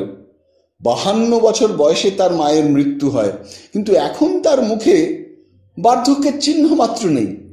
তাই বোধহয় সে মাকে চিনতে পারেনি প্রথমটা। বাবা কোথায় মা? যতীন কথা শেষ করে ঘরের দোরের দিকে চাইতেই বাবাকে দেখতে পেলে। 50 বছর বয়সে যতীনের বাবা মারা গিয়েছিলেন। এ চেহারা তত বয়সের নয়। এদেশে প্রৌঢ় বা বৃদ্ধ লোক নেই। যতীন বাবাকে প্রণাম করতেই তিনি এগিয়ে এসে ওকে আশীর্বাদ করলেন। বললেন, তোমার এখনো আসবার বয়স হয়নি বাবা। আর কিছুদিন থাকলে বিষয় সম্পত্তিগুলোর একটা গতি করতে পারতে। মাখন রায়ের জমিটা কত শখ করে খরিদ করেছিলাম কাছারির নিলেমে, সেটা রাখতে পারলে না বাবা। আর বেচলে ওই শশধর চক্রবর্তী ছাড়া আর কি লোক পেলে না? যতীনের মা বললেন, আহা বাছা, এলো পৃথিবী থেকে এত কষ্ট পেয়ে, তোমার এখন সময় হলো পোড়া বিষয়ের কথা নিয়ে ওকে বকতে? কি হবে বিষয় এখানে? কি কাজে লাগবে মাখন রায়ের জমি এখানে? আমায় বুঝিয়ে বলো তো শুনি। যতীনের বাবা বললেন, তুমি মেয়ে মানুষ, বিষয়ের কি বোঝো? তুমি সব কথার ওপর কথা বলতে আসো কেন? মাখন রায়ের জমা। পুষ্প ঘরে ঢুকতে যতীনের বাবা কথা বন্ধ করে বেরিয়ে গেলেন। যতীনের মা বললেন, পুষ্পকে চিনতে পেরেছিলি তো মন্টু? যতীন বললে, খুব। ওর মতো তোকে ভালোবাসতে আর কাউকে দেখলুম না। এই 18-19 বছরও এখানে এসেছে, এই বাড়িঘর সাজিয়ে তৈরি করে তোরই অপেক্ষায় বসে আছে। পুষ্প তোকে এনেছে বলেই তৃতীয় স্তরে আসতে পেরেছিস, নইলে হতো না। আর উনি এখনো দ্বিতীয় স্তরে পড়ে রইলেন।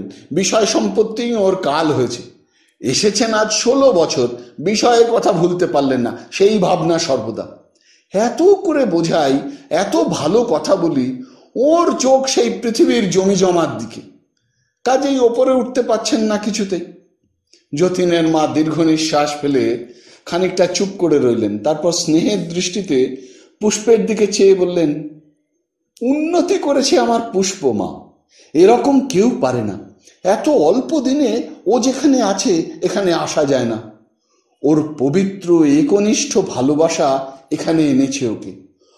কত উঁচু জাতির লোকের সঙ্গে ওর আলাপ আছে দেখিস এখন। তারা যখন আসেন আমি থাকতে পারিনি তাঁদের সামনে। যতীন বললে, মা তুমি কোন স্তরে আছো? আমি ওর সঙ্গে দ্বিতীয় স্তরে থাকি। ওকে ছেড়ে আসি কেমন করে? ওকে এত করে বলি, কানে কথা যায় না। ওই দেখলে না, এখানে বেশিক্ষণ থাকতে পারলেন না। বিশেষত পুষ্পের সামনে উনি দাঁড়াতে পারেন না, ওর তেজ উনি সহ্য করতে পারেন না। পুষ্প লজ্জায় রাঙা হয়ে বললে, কি যে বলো মা। তারপর সে ঘরের বাইরে চলে গেল। যতীনের মা বললেন, না মন্টু, সত্যি বলছি শোন, তুমি নতুন এসেছ, তোমার পক্ষে এখন বোঝা অসম্ভব যে পুষ্প কত উঁচু দরের আত্মা। ও যেসব উচ্চস্তরে যায় সেখানে যাওয়ার কল্পনাও করতে পারে না সাধারণ মানুষ পৃথিবী থেকে এসে। তোমার জন্যে ও এখানে কষ্ট করে থাকে, নইলে এর অনেক উঁচুতে ওর জায়গা। আর কি ভালোবাসার প্রাণ ওর! সেই কবে ছেলেবেলায় শাহগঞ্জ কেওটাতে থাকতে তোকে ভালো লেগেছিল। জীবনে সেই ওর ধ্যান জ্ঞান, তোকে আর ভুলতে পারলে না। তুই বৌমার ব্যাপারে পৃথিবীতে কষ্ট পেতিস, পুষ্পর এখানে কি কান্না। ওর মতো আত্মার পৃথিবীতে যেতে কষ্ট হয়, কিন্তু তোমার জন্যে সদা সর্বদা ও সেখানে যেত। ওকে দেখতে পাওয়া পুণ্যের কাজ। সম্মুখের এই সুন্দর আকাশ, ওই কলসানা ভাগীরথী, অদ্ভুত রঙের বনানী, সম্মুখের এই সুন্দর আকাশ, ওই কলস্বানা ভাগীরথী, অদ্ভুত রঙের বনানী, অপরিচিত বনলতার সর্বাঙ্গ ছেয়ে সেসব অপরিচিত বনপুষ্পরাজি, এই শান্তি, এই রূপ। এও যেমন স্বপ্ন, পুষ্পের কথা, পুষ্পের ভালোবাসাও তেমনি স্বপ্ন। তার জীবনে সে শুধু নিজেকে ভুলিয়ে এসেছে সুখ পেয়েছে বলে, কিন্তু সত্যিই কোনো জিনিস পায়নি কখনো। আজ মৃত্যুপারের দেশে এসে তার সারা জীবনের স্বপ্ন সার্থক হতে চলেছে, এ কথা তার বিশ্বাস হয় না। কোনটা স্বপ্ন, কোনটা বাস্তব? তার কুরুলে বিনোদপুরের বাড়ি, না এই স্বপ্নলোক? আশালতা না পুষ্প? যতীনের মা বললেন, তাঁরা ওকে বড় ভালোবাসেন, মাঝে মাঝে অনেক ওপরে নিয়ে যান তাঁদের রাজ্যে। আমি ওর মুখে সেসব গল্প শুনেছি, ইচ্ছে হয় এখনই যাই। কিন্তু আমাদের অনেক বছর কেটে যাবে সে রাজ্যে পৌঁছতে, তবুও পৌঁছতে পারবো না। সাধারণ মানুষ পৃথিবী থেকে যারা আসে তারা এত নিম্ন স্তরের জীব যে এই তুমি যে দেশে আছো এই তাদের কাছে উচ্চ স্বর্গ। অন্য সব উচ্চ স্তরের কথা বাদই দাও। একটা আশ্চর্য চাপা আলো আকাশের এক কোণ থেকে এসে পড়ল। সমস্ত স্থানটা অল্পক্ষণের জন্য নীল আলোয় আলো হয়ে উঠল, আবার তখনই সেটা মিলিয়ে গেল। একটা ঠান্ডা নীলোজ্জ্বল আলোর সার্চ লাইট যেন 2 সেকেন্ডের জন্য কে ঘুরিয়ে দিলে। যতীন বললে, ও কিসের আলো মা? আমি কিছু বলতে পারবো না বাবা, এসব দেশের ব্যাপার ভারী অদ্ভুত। চন্দ্রসূর্যির দেশে নয়। আমি মূর্খ মেয়ে মানুষ, আমি কি করে জানবো কিসে থেকে কি হয়? দেখি চোখে এই পর্যন্ত, কেন ঘটে, কিসের থেকে ঘটে, সেসব যদি জানবো তবে তো জ্ঞানী আত্মা হয়ে যাব। পুষ্পও জানে না, পুষ্প মেয়ে মানুষ, ও ভালোবাসায় বড় হয়ে এখানে এসেছে, জ্ঞানী নয়। ওসব কথার উত্তর সে দিতে পারবে না। আচ্ছা এখন আসি মন্টু, নতুন সবে কাল এসেছ, ক্রমে কত কি অদ্ভুত ব্যাপার দেখবে, কত কি নিজেই জানতে পারবে। সময় ফুরিয়ে যাবে না, সময় এখানে অফুরন্ত, অনন্ত। যতীনের মা চলে গেলেন। যতীন একদিন পুষ্পকে বললে, কতদিন হয়ে গেল এখানে এসেছি বলতে পারিস পুষ্প? এখানে দিনরাত্রির কোনো হিসেব পাইনি। পুষ্প বললে, পৃথিবীর অভ্যেস দূর হতে এখনো তোমার অনেক দিন লাগবে যতুদা। এখানে দিনরাত্রির কোনো দরকার যখন নেই, তখন ঘড়ি দেখা অভ্যেসটা ছেড়ে দাও। সময় যে অফুরন্ত, অনন্ত, যতদিন সেটা অনুভব না করবে ততদিন মুক্তি হবে না। মনের দ্বিধা সংকীর্ণ ভাব দূর না হলে মুক্তি সম্ভব নয় যতুদা। কি ধরনের মুক্তি? কি জানি, আমি এসব বড় বড় কথা জানি নে। তোমায় আবার আমি কি বোঝাবো যতুদা? তুমি কি আমার চেয়ে কম বোঝো? বাজে কথা বলে আমায় ভোলাতে চাস নে পুষ্প। আমি অনেক কিছু জানতে চাই, আমাকে শেখানোর ব্যবস্থা করে দিবি? কত কি যে জানতে চাই তার ঠিক নেই। কে আমায় বলে দেবে বলতো?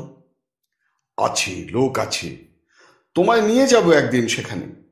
খুব উঁচু এক আত্মা আমায় বড় স্নেহ করেন, আমার স্তরে আসতে তার কষ্ট হয়, তাই আমিই যাই তার সঙ্গে দেখা করতে।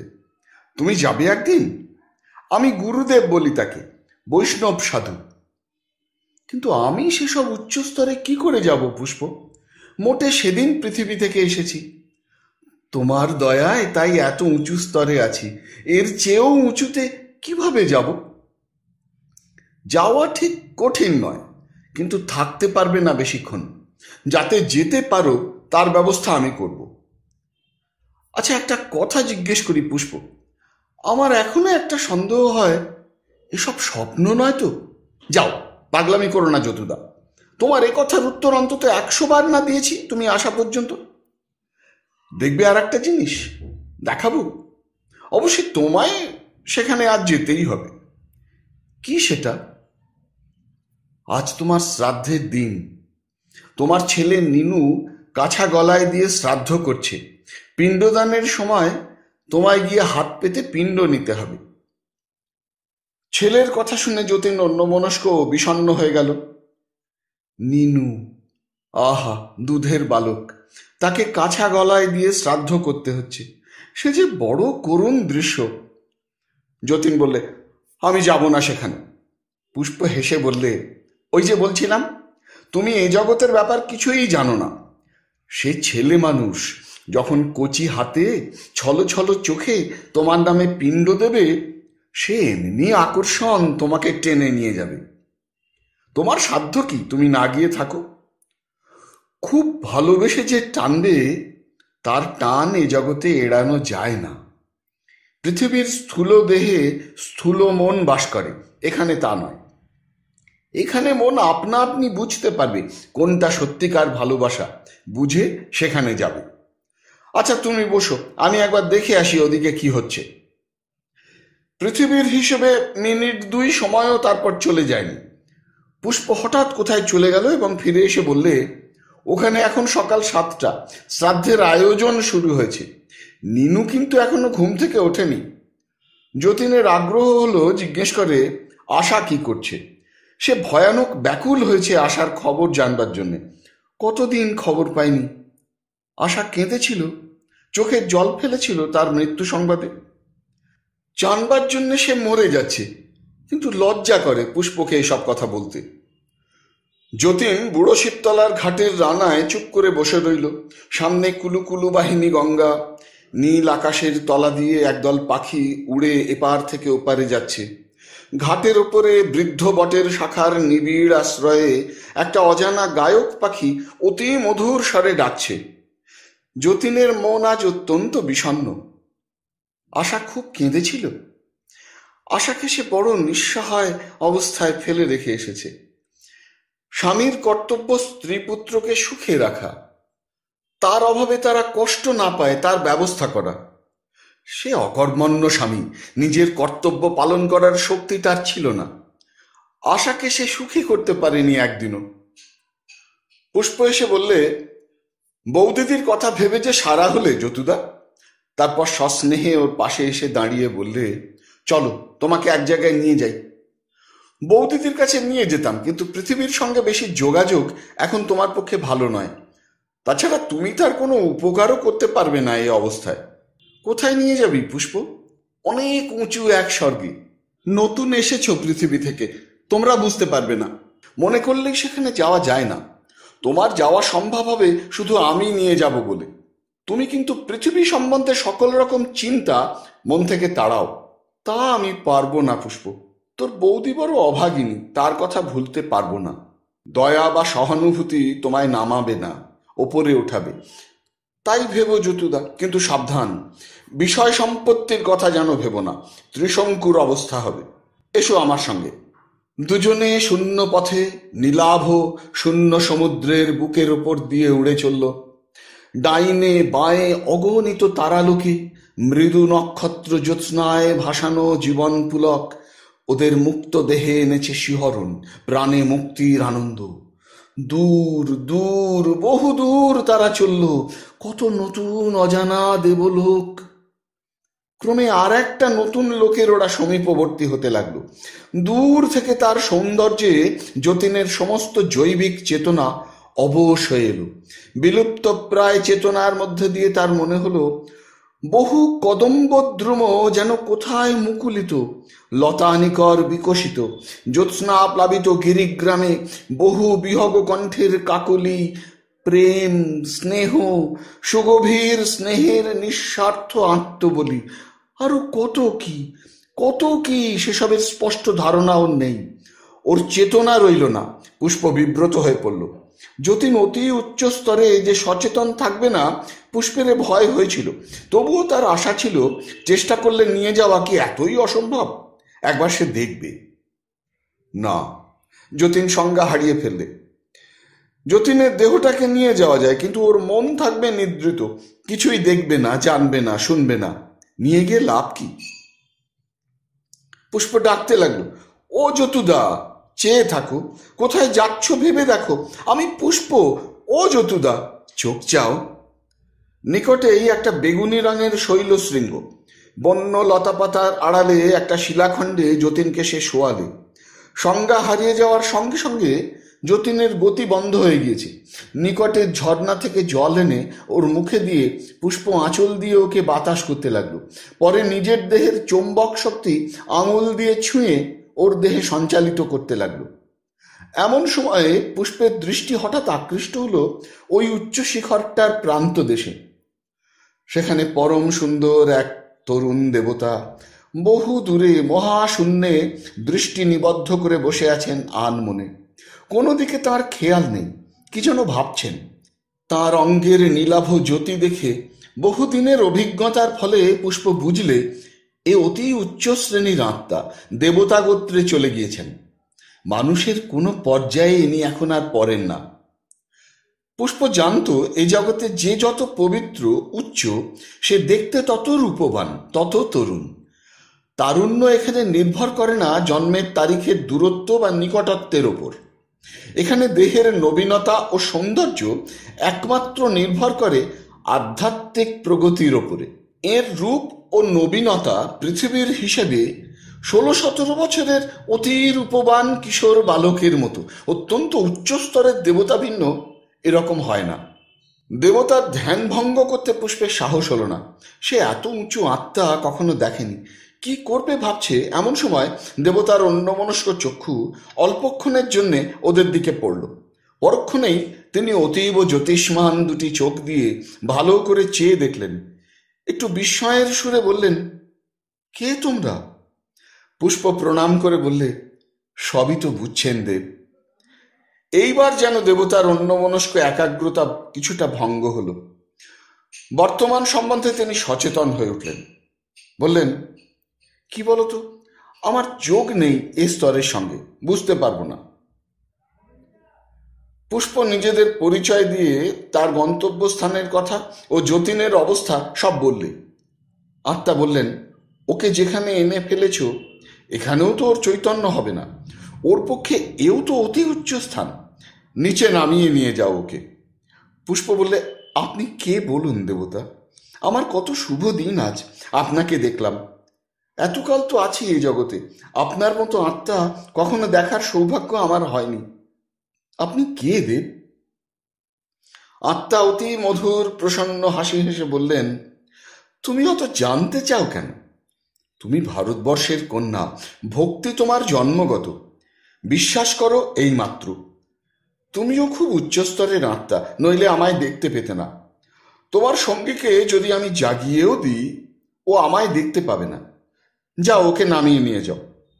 তবু পুষ্প সাহসে নির্ভর করে বললে, আপনি কে দেব? পাহাড়ের চূড়োতে বসে এখানে ছিলেন কেন? এই স্তর তো আপনার নয়।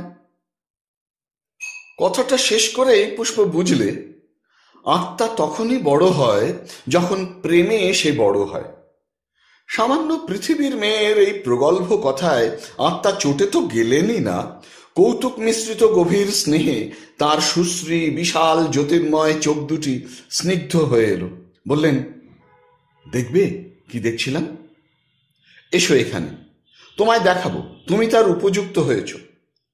পুষ্প আগ্রহের সঙ্গে এগিয়ে গেল। আত্মা শৈলশৃঙ্গের প্রান্ত সীমার দিকে দাঁড় করিয়ে হাত দিয়ে ওকে স্পর্শ করে বললেন, দেখছ? পুষ্পের সারা দেহ শিউরে উঠল। সামনে এক অন্য পৃথিবী। বিশাল জলাভূমিতে বড় বড় অতিকায় জীবজন্তু কর্দনে ওলট পালট খাচ্ছে। গাছপালার একটিও পরিচিত নয়। বাতাসে অস্বাচ্ছন্দ্যকর গরম জলীয় বাষ্প, সূর্যের তেজ অতিশয় প্রখর। তারপর ছবির পর ছবি, কত দেশ, কত যুদ্ধ, কত সৈন্যদল, কত প্রাচীন দেশের বেশভূষা পরা লোকজন, প্রশস্ত রাজপথ, প্রাচীন দিনের শহর, পচা ডোবা খানা শহরের রাজপথের পাশেই। ঘোর মহামারীতে দলে দলে লোক মরছে। কি বিভৎস দৃশ্য!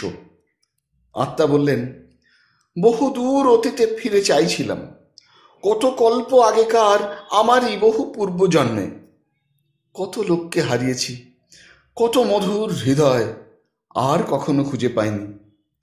বিশ্বের দূর প্রান্তের মোহনায় বসে তাদের কথা মনে পড়েছিল।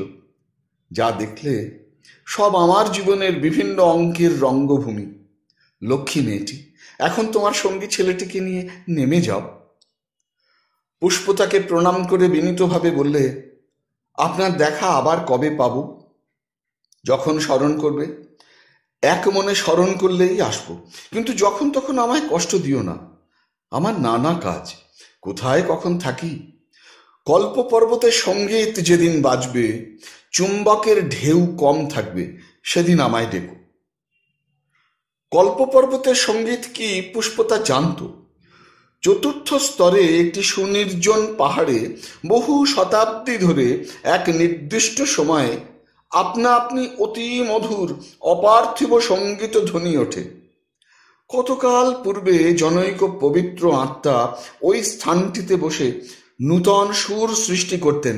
কোনো বড় সুরশিল্পী হবেন।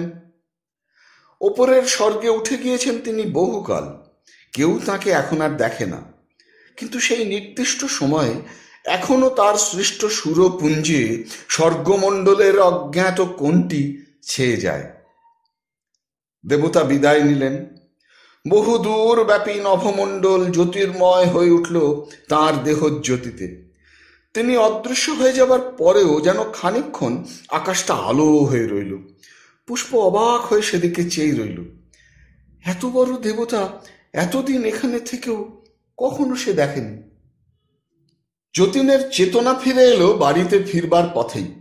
পুষ্পকে বললে, এ কোথায় যাচ্ছি আমরা, এখনো পৌঁছইনি? পুষ্প বললে, না, চলো বাড়ি ফিরে যাই। সেখানে এখন তোমার যাওয়া চলবে না।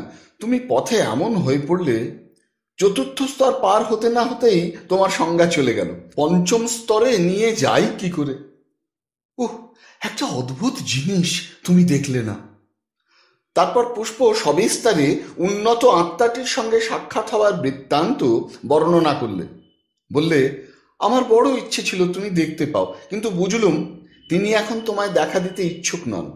তুমি দেখতে পাবেও না। যতীনের মনে পড়ল তার মায়ের সঙ্গে যেদিন কথা বলছিল, আকাশের দূর প্রান্তে অমনি একটা অদৃষ্টপূর্ব জ্যোতির্লেখা দেখা গিয়েছিল। পুষ্প যেমন বর্ণনা করলে তেমনি। পুষ্পকে বললে, আমি জানি ও আলো সব সময়ই উচ্চ আত্মাদের, যাদের আমরা দেবতা বলি, তাদের গতিবিধির পথে দেখা যায়। উল্কার মতো উজ্জ্বল হয়ে ওঠে তাদের পথ যখন তারা যান। অত শুদ্ধ আত্মা কিন্তু আমাদের স্তরে কমই আসেন, খুব কমই দেখা যায়। দেখো পুষ্প, আমি তোমার এখানে এসে ভাবতুম কত উঁচু স্তরে এসেছি। আজ আমার সে অহংকার ভেঙে গেল। অত সব উঁচু স্তর আছে তা কি জানতাম? পুষ্প হেসে গড়িয়ে পড়ে আর কি, বললে, এই কথা তো কখনো শুনিনি। তুমি ভাবতে আমাদের এই বুঝি বৈকুণ্ঠ ধাম? তবে তুমি নতুন এসেছো পৃথিবী থেকে, তোমার দোষ কি? যারা এখানে অনেক দিন আছে তারাও জানে না। আমি শুনেছিলাম এক শুদ্ধ আত্মার কাছে, যার কাছে তোমায় নিয়ে যাচ্ছিলাম। তিনি বলেন সপ্তম স্তর পর্যন্ত আছে যেখানে পৃথিবীর মানুষ যেতে পারে। তার উপরেও অসংখ্য স্তর আছে, তবে সেসব অঞ্চলের খবর তিনিও জানেন না। সেসব পৃথিবীর মানুষের জন্য নয়। আর আমি চতুর্থ স্তর ছাড়িয়েই অজ্ঞান হয়ে পড়লাম। তা যদি না হতো, আমি বৌদিকে এনে তোমার সঙ্গে দেখা করিয়ে দিতাম। যতীন আগ্রহের সঙ্গে কিন্তু কিছু অবিশ্বাসের সুরে বললে, আশা কি? কি করে? সে ঘুমিয়ে পড়লে তার সূক্ষ্ম দেহ স্থূল দেহ থেকে বার করে।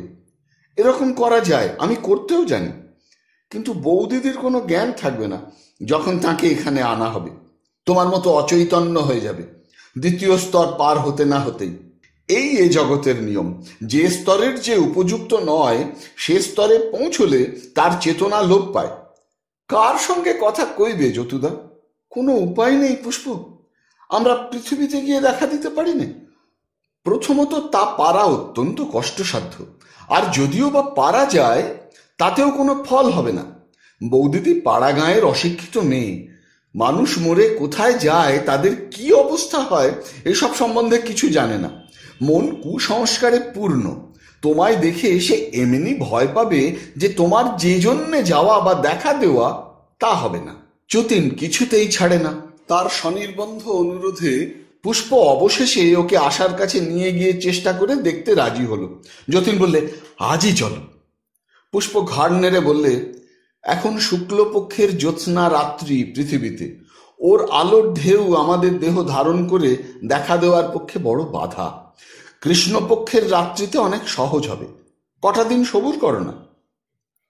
তারপর একদিন ওরা কৃষ্ণা সপ্তমী তিথিতে দুজনে পৃথিবীতে নেমে গেল। যতীন নতুন পৃথিবী থেকে গিয়েছে, সে স্পষ্টই সব দেখতে লাগলো। কিন্তু পুষ্প অনেক দিন উচ্চস্তরে কাটানোর ফলে ওর সব ঝাপসা, অস্পষ্ট কুয়াশার মতো ঠেকছে। পৃথিবীর বায়ুমণ্ডলে তার কষ্ট হতে লাগলো। ওরা বেশি রাত্রে আসেনি, কারণ আশা তখন ঘুমিয়ে পড়বে, ওদের দেখবে কি করে। পুষ্প বললে, খুব ইচ্ছা শক্তি প্রয়োগ করো, খুব জোর করে ভাবো যে আমি আশাকে দেখা দেব দেব দেব। তুমি বেশি দিন পৃথিবী ছেড়ে যাওনি, তোমার দেহ স্থূল চোখে দেখা যাবে। তাহলে পৃথিবীর হিসেবে 2 ঘন্টা প্রাণপণে চেষ্টা করেও যতীন নিজের দেহ কিছুতেই আশার চোখে দৃশ্যমান করতে পারলে না। আশা রান্নাঘরে যাচ্ছে আসছে, ছেলেদের খাইয়ে আঁচিয়ে দিলে, ঘরে গিয়ে বাবার জন্য পান সাজলে, দোতলার ঘরে একা গিয়ে ছেলে মেয়েকে ঘুম পাড়িয়ে রেখে এলো। যতীন সব সময় ওর পাশে পাশে, সামনে সামনে, রোয়াকে, ঘরে, দোতলায় উঠবার সিঁড়িতে দাঁড়িয়ে থেকেও কিছুতেই কিছু করতে পারলে না। কতবার ডাকলে, আশা, ও আশা, এই যে আমি, ও আশা, আশা, আমি এসেছি তোমার সঙ্গে দেখা করতে। আশা ওকে টেরও পেলে না, এমনকি মনেও কিছু অনুভব করলে না। পুষ্প বললে, আচ্ছা এখন থাক, ওর মন এখন চঞ্চল অবস্থায় রয়েছে। যখন বিছানায় এসে শোবে, প্রথম তন্দ্রা আসবে, তখন মন হবে শান্ত, স্থির, একাগ্র। সেই সময়ে সামনে দাঁড়িয়ে। যতীন বললে, সে হবে না, ওর হারিকেন লণ্ঠন সারা রাত জ্বালিয়ে ঘুমানো অভ্যেস, সে আলোতে তো কোনো কাজই হবে না। আচ্ছা সে হবে এখন, তুমি সেজন্য ব্যস্ত হও না, আমি চেষ্টা করব এখন। ততক্ষণ যতীন পুষ্পকে সঙ্গে নিয়ে বাড়ির বাইরে গেল। এই তার শ্বশুর বাড়ির দেশ। প্রথমে সে যখন এখানে আসে, তখন এই মজুমদারের বাড়ির চণ্ডী মণ্ডপে আরো পাড়ার 5 জন নতুন জামাইয়ের সঙ্গে পাশা খেলে, তাস খেলে কত দুপুর সন্ধ্যা কাটিয়েছে। ওই সেই যদুভরের পুকুর, যেখানে মস্ত বড় রুই মাছ ধরেছিল ছিপে, সেই প্রথম ও সেই শেষ। মাছটা ঘাটের ওই পৈঠাটার ওপর পড়ে পালিয়ে যাচ্ছিল জলে। ওরই বড় শালা আশার ভাই ছেনি জাল দিয়ে মাছটা ধরে ফেলে। সেসব একদিন গিয়েছে বটে। হঠাৎ পেছন থেকে কে বলে উঠল, ওখানে কে দাঁড়িয়ে? ওরা দুজনেই ফিরে চাইবে। যদুভরের ছেলে শ্রীশভর গাড়ু হাতে পুকুরের ঘাটে নামতে গিয়ে হাঁ করে অবাক হয়ে ওর দিকে চেয়ে আছে, হাত 20-25 দূরে। পুষ্প বললে, তুমি পৃথিবীর ভাবনা খুব একমনে ভাবছিলে, তোমায় দেখতে পেয়েছি। পরক্ষণেই দেখা গেল শ্রীশ গাড়ু ঘাটে রেখে ওর দিকে এগিয়ে আসছে। সে যে পুষ্পকে দেখতে পাচ্ছে না সেটা বেশ বোঝাই গেল। তার বিস্মিত দৃষ্টি শুধু যতীনের দিকে নিবদ্ধ। পরক্ষণেই কিন্তু সে থমকে দাঁড়িয়ে ভয়ে চিৎকার করে উঠল। যতীন তো অবাক, ভয় চিৎকার করে কেন? সে বাঘ না ভালুক? শ্রীশভরের গলার আওয়াজ পেয়ে ততক্ষণে তাদের বাড়ির মধ্যে থেকে, পাশের নিমাই ভরের বাড়ি থেকে, ওর জ্যাঠামশাই নন্দভরের বাড়ি থেকে অনেক লোক, ছেলে বুড়ো সব বেরিয়ে এলো। সকলের সমবেত ভদ্র প্রশ্নের উত্তরে শ্রীশ হাঁপাতে হাঁপাতে বললে, ও কি কাণ্ড, এমন তো কখনো দেখিনি। সবাই বললে, কি কি দেখলি রে? ওইখানে দাঁড়িয়েছিল সাদা মতো দিব্যি একজন মানুষ, যেমন দেখেছি অমনি মিলিয়ে গেল। বাপ, না রে বাবু, স্পষ্ট নিজের চোখে দেখলাম। তোমরা বললে চোখের ভুল, আমি কি গাঁজা খাই যে চোখের ভুল? সবাই গোলমাল করতে লাগলো। 2-1 জন সাহসী লোক এগিয়ে দেখতে এলো লেবু গাছের আড়ালে কেউ লুকিয়ে আছে কিনা। যতীনের আশেপাশে যাতায়াত করছে, অথচ সে আর পুষ্প সেইখানেই দাঁড়িয়ে। যতীন কৌতুকের হাসি হেসে বলল, লোকগুলো কানা নাকি, খুঁজছে যাকে সে তো এখানেই দাঁড়িয়ে। পুষ্প খিলখিল করে হেসে বললে, যাক ভালোই হয়েছে, তোমায় চিনতে পারিনি। চিনতে পারলে বলতো মুখুজ্জেদের বাড়ির জামাই ভূত হয়ে লোকের আনাচে কানাচে ঘুরে বেড়াচ্ছে। বৌদিদি শুনলে কষ্ট পেত, লোকে বলতো গতি হয়নি। কেমন শখ মিটলো তো? নিরীহ লোককে আর ভয় দেখিয়ে দরকার নেই, চলো পালাই। বুড়ো শিবতলার ঘাটে অশ্বত্থ তলায় যতীন অন্যমনস্ক হয়ে বসেছিল। পুষ্প মাঝে মাঝে কোথায় যায় আজও বেরিয়েছে। তার নানা কাজ, কোথায় কখন ঘোরে। পুষ্পকে যতীন খানিকটা বোঝে, খানিকটা বোঝে না। পুষ্পের ভালোবাসায়, সেবা যত্নে তার বহুদিনের বুভুক্ষু প্রাণ তৃপ্ত হয়েছে বটে, কিন্তু সঙ্গিনী হিসেবে যতীনের মনে হয় পুষ্প অনেক উঁচু। সে পুষ্পকে ভালোবাসে, শ্রদ্ধা করে, এমনকি কিছু কিছু ভয়ও করে। তার সঙ্গে কিন্তু মন খুলে কথা বলা যায় না, বলতে চাইলেও মুখে অনেকটা আটকে যায়। এমন সুখ, শান্তি, আনন্দের মধ্যেও যতীন নিজেকে খানিকটা একা মনে না করে পারে না। আশা, আজ যদি আশা, এইসব সুন্দর দিনে সুন্দর প্রাকৃতিক দৃশ্যের মধ্যে বসে আশার কথাই কেবল মনে হয়। আরো মনে হয় সে বড় হতভাগিনী, তার এত ভালোবাসা আশা বোঝেনি। আশা যদি বুঝতো, তার মূল্য দিত, হতভাগিনী নিজেই কত তৃপ্তি পেত। তার ইচ্ছে হয় যখন তখন আশার কাছে যায়, কিন্তু পুষ্প তাকে যেতে দেয় না। এর কারণ যতীন জানতো না। আশার জীবনের অনেক ব্যাপার পুষ্প যা জানে, যতীন তা জানে না। পাছে সেসব দেখলে যতীনের মানসিক যন্ত্রণা বেড়ে যায়, সেজন্য পুষ্প প্রাণপণে সেসব জিনিস ও দৃষ্টি থেকে লুকিয়ে রাখতে চায়। যার কোনো প্রতিকার করবার ক্ষমতা নেই, তা ওকে জানতে দিয়ে কোনো লাভও নেই। যতীন জানতো আশা খেয়ালের বশে অভিমান করে বাপের বাড়ি গিয়ে উঠেছিল এবং অভিমানের দরুনই তার সঙ্গে দেখা করেনি। তার নিষ্ঠুরতা, সেও অভিমান প্রসূত। আশার চরিত্রের আসল দিক পুষ্প কত কৌশলে ঢেকে রেখেছে যতীনের কাছে, তা একমাত্র জানতেন যতীনের মা। পাছে ওর চোখেও সেসব ধরা পড়ে যায়, এই ভয়ে নিজে সঙ্গে না নিয়ে যতীনকে একা আশার কাছে যেতে দিত না। যতীনের একা যাবার প্রবল ইচ্ছা সত্ত্বেও একা পৃথিবীতে যেতে সে তেমন সাহস পায় না। একদিন যাবার চেষ্টা করে খানিকটা গিয়েছিল, হঠাৎ মধ্যপথে কে যেন ওকে একটা চৌকো কাঠের বাক্সের আকারের ঘর তৈরি করে তার মধ্যে বন্দি করবার চেষ্টা করতে লাগলো। ও এগিয়ে যায়, একটা ঘর ফুঁড়ে বার হয়, আবার সামনে ওই রকম কিউব দিয়ে সাজানো ঘর আর একটি তৈরি হয়, সেটা অতি কষ্টে পার হয়, তো আর একটা। দ্বিতীয় স্তরের অপেক্ষাকৃত স্থূল অথচ অত্যন্ত কমনীয় বস্তুপুঞ্জের ওপর ওর নিজের চিন্তা শক্তি কার্য করে আপনা আপনি এইরকম কিউব সাজানো দেওয়ালের বেড়াজাল সৃষ্টি হচ্ছিল। চিন্তার সংযম বা পবিত্রতা অভ্যাস না করলে এই সব নিম্ন স্তরে যে ওরকম হয় তা যতীনের জানা ছিল না। যতীন যত ভয় পায় ততই তার মনের বল কমে যায়, ততই সে নিজের সৃষ্টি করা কিউব রাশির মধ্যে নিজেই বন্দী হয়। জনৈক উচ্চস্তরের পথিক আত্মা তাকে সে বিপদ থেকে সেদিন উদ্ধার করেন। সেই থেকে একা পৃথিবীতে আসতে ওর ভরসা হয় না। আজও বসে বসে ভাবতে ভাবতে আশার জন্য সহানুভূতি ও দুঃখে ওর মন পূর্ণ হয়ে গেল। কিন্তু কি করবার আছে তার? অশরীরী অবস্থায় আশার কোনো উপায়ই সে করতে পারে না, অন্তত করবার উপায় তার জানা নেই। হঠাৎ তার প্রবল আগ্রহ হলো আর একবার সে আশার কাছে যাওয়ার চেষ্টা করবে, এলোমেলো চিন্তা মন থেকে দূর করবে। ভেবে ভেবে চণ্ডীর একটা শ্লোক তার মনে পড়ল। ইয়া দেবী সর্বভূতেষু দয়ারূপেণ সংস্থিতা নমস্তস্যৈ নমস্তস্যৈ নমস্তস্যৈ নমো নমঃ। এই শ্লোকটা এক মনে আবৃত্তি করতে করতে সে ইচ্ছা করলে যে পৃথিবীতে যাবে, আশাদের বাড়ি, আশার কাছে। পরক্ষণেই সে অনুভব করলে সে মহাশূন্যে মহাবেগে কোথায় নীত হচ্ছে। গতির বেগে তার শরীরে শিহরণ এনে দিলে মন মাঝে মাঝে অন্যদিকে যায়, আবার ফিরিয়ে এনে জোর করে চণ্ডীর শ্লোকের প্রতি নিবদ্ধ করে। এই তো তার শ্বশুর বাড়ির পুকুর, ওই তো সামনেই বাড়ি। বড় মজার ব্যাপার, এটা এখনো যতীন বুঝতে পারে না কি করে সে চিন্তা করা মাত্রেই ঠিক জায়গায় এসে পৌঁছে গেল।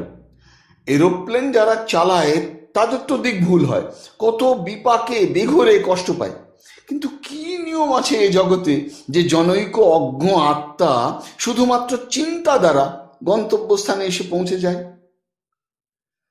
রাত্রি, আশা দোতলার ঘরে ঘুমোচ্ছে। ও গিয়ে তার শিয়রে বসল। খানিকটা পরে দেখলে আশার দেহের মধ্যে দিয়ে ঠিক আশার মতো আরেকটি মূর্তি বার হচ্ছে।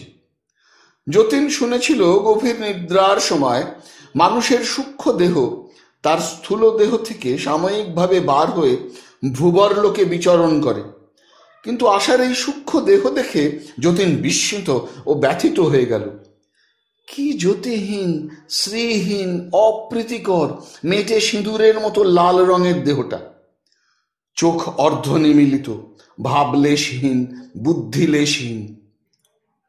একটু পরে সে দেহের চক্ষু দুটির দৃষ্টি যতীনের দিকে স্থাপিত হলো, কিন্তু সে দৃষ্টিতে এমন কোনো লক্ষণ নেই যাতে যতীন বুঝতে পারে যে আশা ওকে চিনেছে বা ওর অস্তিত্ব সম্বন্ধে ও সচেতন হয়েছে। যেন মুমূর্ষু লোকের চোখের চাউনি, যা কিছু বোঝে কিছু বোঝে না, চেয়ে থাকে অথচ দেখে না। যতীন ভূবরলোকের অল্পদিন সঞ্জাত সামান্য অভিজ্ঞতা থেকে বুঝতে পারলে আশার সূক্ষ্ম দেহ অত্যন্ত অপরিণত এবং আদৌ উচ্চতর স্তরের উপযুক্ত নয়। সে জিজ্ঞেস করলে, আশা, কেমন আছো? আমায় চিনতে পারো? আশার চোখে মুখে এতটুকু চৈতন্য জাগল না, সে যেন ঘুমুচ্ছে। যতীন চতুর্থ স্তরে যেমন অবস্থায় পড়েছিল, আশার ভূবরলোকে অতি নিম্ন স্তরেই সেই অবস্থা। এখন ও যদি পৃথিবীর স্থূল দেহটা হারায়, এ লোকে এসে মহা কষ্ট পাবে, কারণ যে দেহটা নিয়ে এ লোকের সঙ্গে কারবার, সে দেহটাই ওর তৈরি হয়নি। সদ্য প্রসূত অন্ধ বিড়াল ইঁদুর ধরবে কেমন করে? অর্থাৎ আশা অতি নিম্ন শ্রেণীর আত্মা।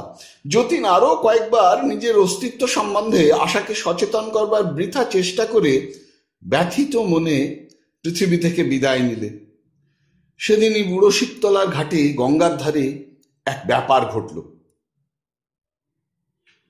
পুষ্প ও যতীন দুজনে নিজেদের বাড়ির সামনে বাগানে বসে গল্প করছে। যতীন পুষ্পকে পৃথিবীতে যাওয়ার কথা কিছুই বলেনি, তবুও পুষ্প সব ব্যাপার জানে। পাছে মনে কষ্ট পায়, এই জন্যে যতীনকে সে বলেনি যে সে জানে। হঠাৎ আকাশের এক কোণে নীল উজ্জ্বল আলো দেখা গেল। গঙ্গার এপার ওপার ওদের বাড়ি, ঘর, বাগান, বুড়ো শিবতলার ঘাট, এমনকি ওপারের শ্যামাসুন্দরীর ঘাট পর্যন্ত সেই আলোয় উদ্ভাসিত হয়ে উঠল। পুষ্প শশব্যস্তে দাঁড়িয়ে উঠে বললে, দেখো দেখো, কোনো দেবতা যাচ্ছেন, চেয়ে দেখো। পরক্ষণই যতীনের মনে হলো একটা বিরাট প্রজ্বলন্ত উল্কা তাদের বাড়ির অদূরে উন্মুক্ত বনজ লিলির ঝোপের ধারে এত প্রখর আলো বিকাশ করে এসে পড়ল যে দুজনেরই চোখ ধাঁধিয়ে গেল তার তীক্ষ্ণ উজ্জ্বল তীব্রতায়।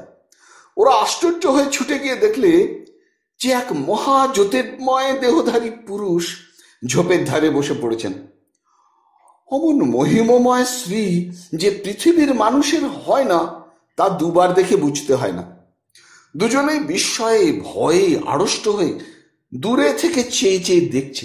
এমন সময় দেবতার নিকট থেকে পুষ্পের নিকট পর্যন্ত একটা মেজেন্টা রঙের আলোর চওড়া শিখা সাপের মতো কুটিল বক্র আকৃতি ধরে একবার খেলে গেল।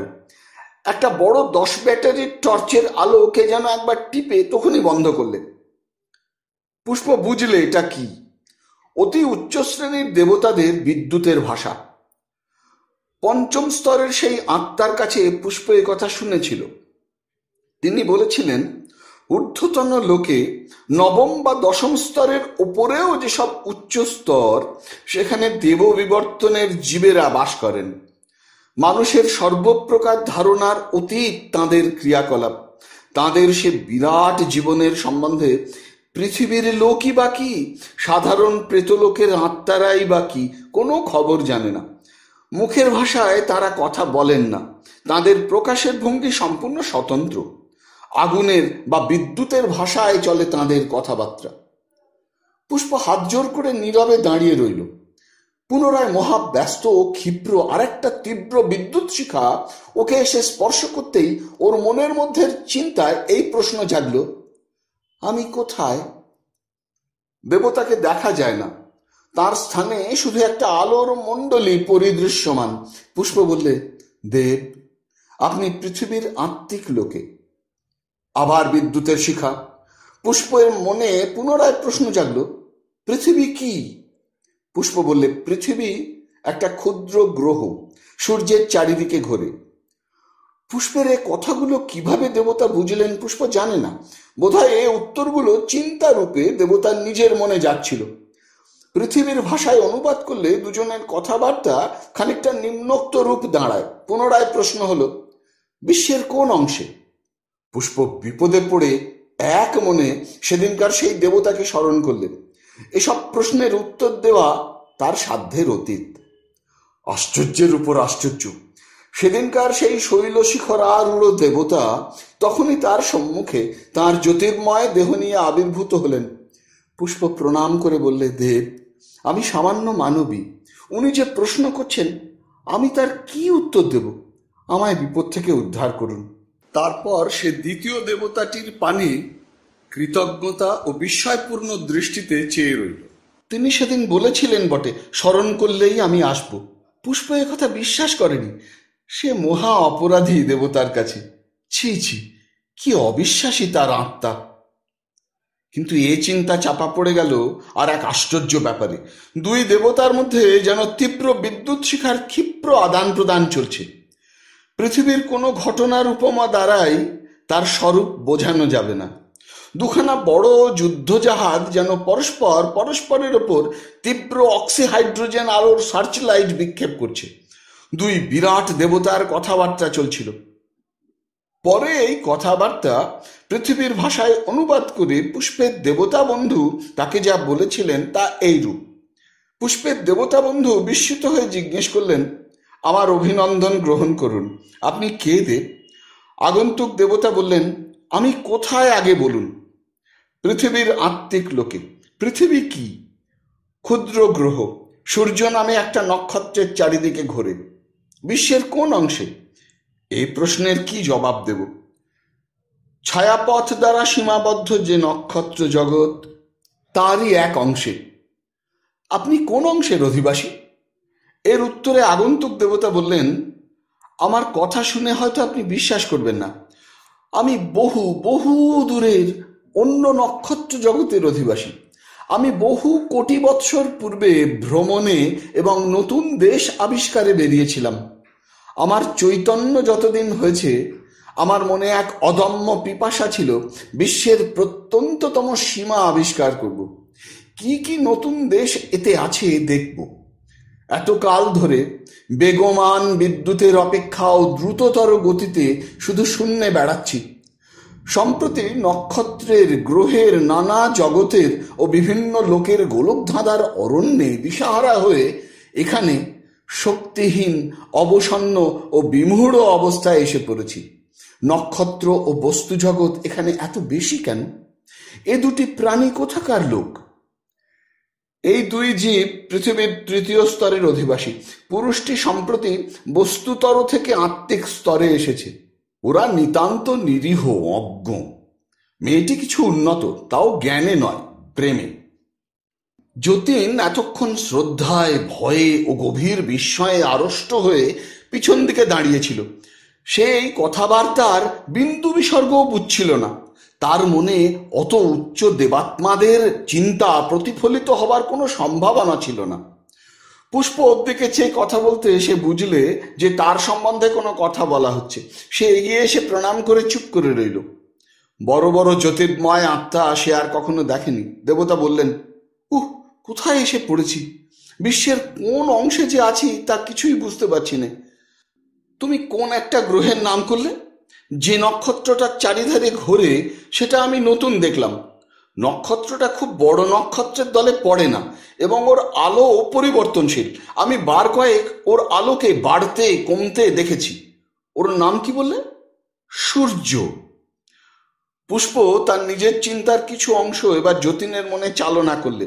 সে বেচারা চুপ করে দাঁড়িয়ে আছে, বুঝছে না কোন ভীষণ মহাপুরুষের সামনে দাঁড়িয়ে পুষ্প পোড়ারমুখী কথা বলছে। জানুক ও বুঝুক কিছু।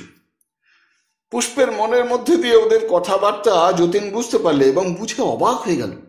পুষ্প ভাবছিল, এ আবার কত উচ্চ স্তরের, কি ধরনের লোক রে বাবা, যে সূর্যের নামটাই শোনেনি কখনো, পৃথিবী তো দূরের কথা। কথাটা মনে হয়ে তার বড় হাসি পেল।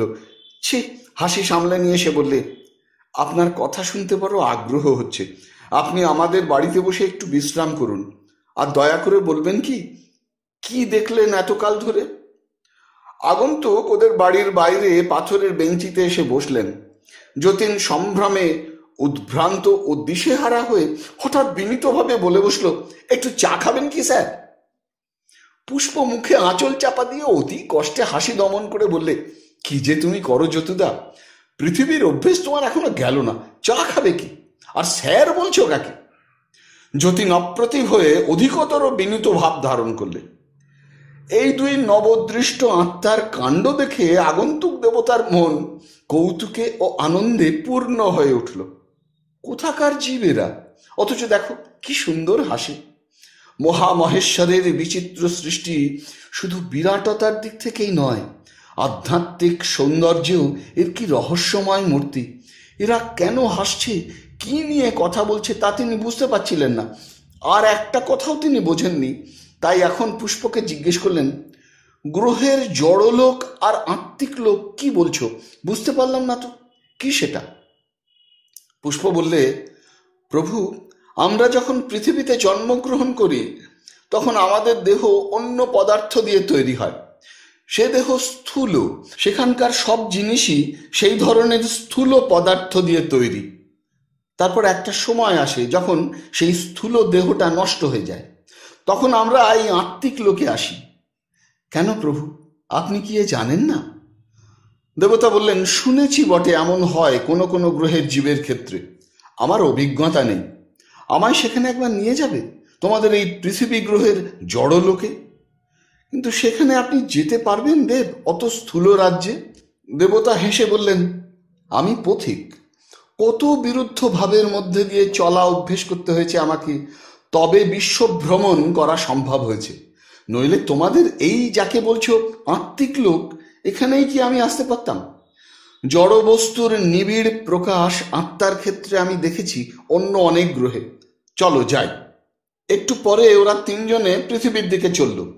পৃথিবীর নিকটে এসে দেবতা বললেন, মেঘের মতো কি সব বিশ্রী চিন্তার ধোঁয়া চারিদিকে, তোমরা দেখতে পাচ্ছ না? যতীন তো কিছুই দেখতে পায় না। পুষ্প জানে পৃথিবীর মানুষের পাপের ও দুঃখের নানা রকম চিন্তার মেঘ পৃথিবীর বায়ুমণ্ডলে জমা হয়ে মাঝে মাঝে পৃথিবীতে যাতায়াতের সময় তাকে কষ্ট দিয়েছে। তবুও সে পৃথিবীরই জীব, তার ততটা কষ্ট হয় না যতটা ইনি পাবেন। যেখানে ওরা গিয়ে নামলো সেটা ভারতবর্ষের বিহার অঞ্চলের একটা ছোট গ্রাম। মহিষ দল মাঠে চড়াচ্ছে রাখালরা। তিনজন মেয়ে মানুষ একটা ভুট্টা ক্ষেতের ধারে দাঁড়িয়ে ঝগড়া করছে। পৃথিবীতে ভাদ্র মাস, শরতের বেশ পরিষ্কার নীল আকাশ। বন্যার জল এসে নেমে গিয়েছে। গ্রামের মধ্যে গৃহস্থ বাড়ির উঠোনে পচা কাদা। একটা বাড়িতে মকাইয়ের মড়াইয়ের মধ্যে জল ঢুকে মকাইয়ের দানা পচিয়ে ফেলেছে বলে বাড়ির মেয়েরা মকাইগুলো নামিয়ে ঝাড়ছে।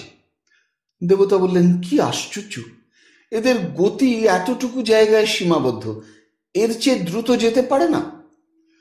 কাটিহার থেকে মুঙ্গেরগামী একখানা ট্রেন এসে পড়ল। দেবতা বিস্ময় সুরে বললেন, ও ব্যাপারটা কি? মানুষে ওই গাড়িটা তৈরি করেছে, ওকে বলে রেলগাড়ি। খুব জোরে মানুষকে এক জায়গা থেকে আর এক জায়গায় নিয়ে যায় প্রভু। দেবতা কৌতুকের দৃষ্টিতে চেয়ে বললেন, ওই কি দ্রুত যাওয়ার নমুনা? নমুনা দেখে তো খুব আশা হয় না এদের দ্রুতগামী তার ভবিষ্যৎ ইতিহাস সম্বন্ধে। ওর নাম কি জোরে যাওয়া? এক জায়গায় দুটি ছোট ছোট ছেলে মেয়ে ভুট্টা ক্ষেত থেকে ভুট্টা চুরি করে খেতে গিয়ে ক্ষেত্রস্বামীর হাতে পড়ে খুব মার খাচ্ছে দেখে দেবতা বললেন, আহা, কচি ছেলে মেয়ে দুটোকে অমন করে মারছে কেন? পরে তিনি ক্ষেত্রস্বামীর মনে সদয় চিন্তা বিক্ষেপ করতে চেষ্টা করলেন। স্থূল দেহের স্থূল মনে প্রথমেই কোনো কার্যকারী হলো না, কিন্তু অসাধারণ শক্তিশালী দেবতার মনের জোরে তাকে সৎ চিন্তার প্রেরণা স্পর্শ করলে। সে ছেলে মেয়ে দুটিকে ছেড়ে দিয়ে বললে, আচ্ছা যা, নিয়েছিস যা, তা এবারকার মতো নিয়ে যা, আর কখনো আসিস নে। দেবতা বললেন, আহা, এদের তো বড় কষ্ট। কি অদ্ভুত এই সৃষ্টি! যত দেখছি ততই এর সৌন্দর্যে মুগ্ধ হয়ে যাচ্ছি। আমার কি ইচ্ছে হচ্ছে জানো, এদের মধ্যে মানুষ হয়ে থাকি, এদের দুঃখ দূর করবার চেষ্টা করি। পুষ্প বললে, দেব, নিকটের এই পাহাড়ের চূড়াটাতে বসে আপনার ভ্রমণের গল্প একটু করবেন দয়া করে? শুনবার বড় ইচ্ছে হচ্ছে। ভাদ্র মাসের গঙ্গা কুলে কুলে ভরা। বিকেল হয়েছে। পশ্চিম দিগন্তে জামালপুরের পাহাড়ের পিছনে রঙিন মেঘস্তূপের আড়ালে সূর্য অস্ত যাচ্ছে। পাহাড়ের মাথায় ছোট ছোট জঙ্গল। একটা ফাঁকা জায়গায় বন্য হরিতকি গাছের তলায় ওরা বসলো।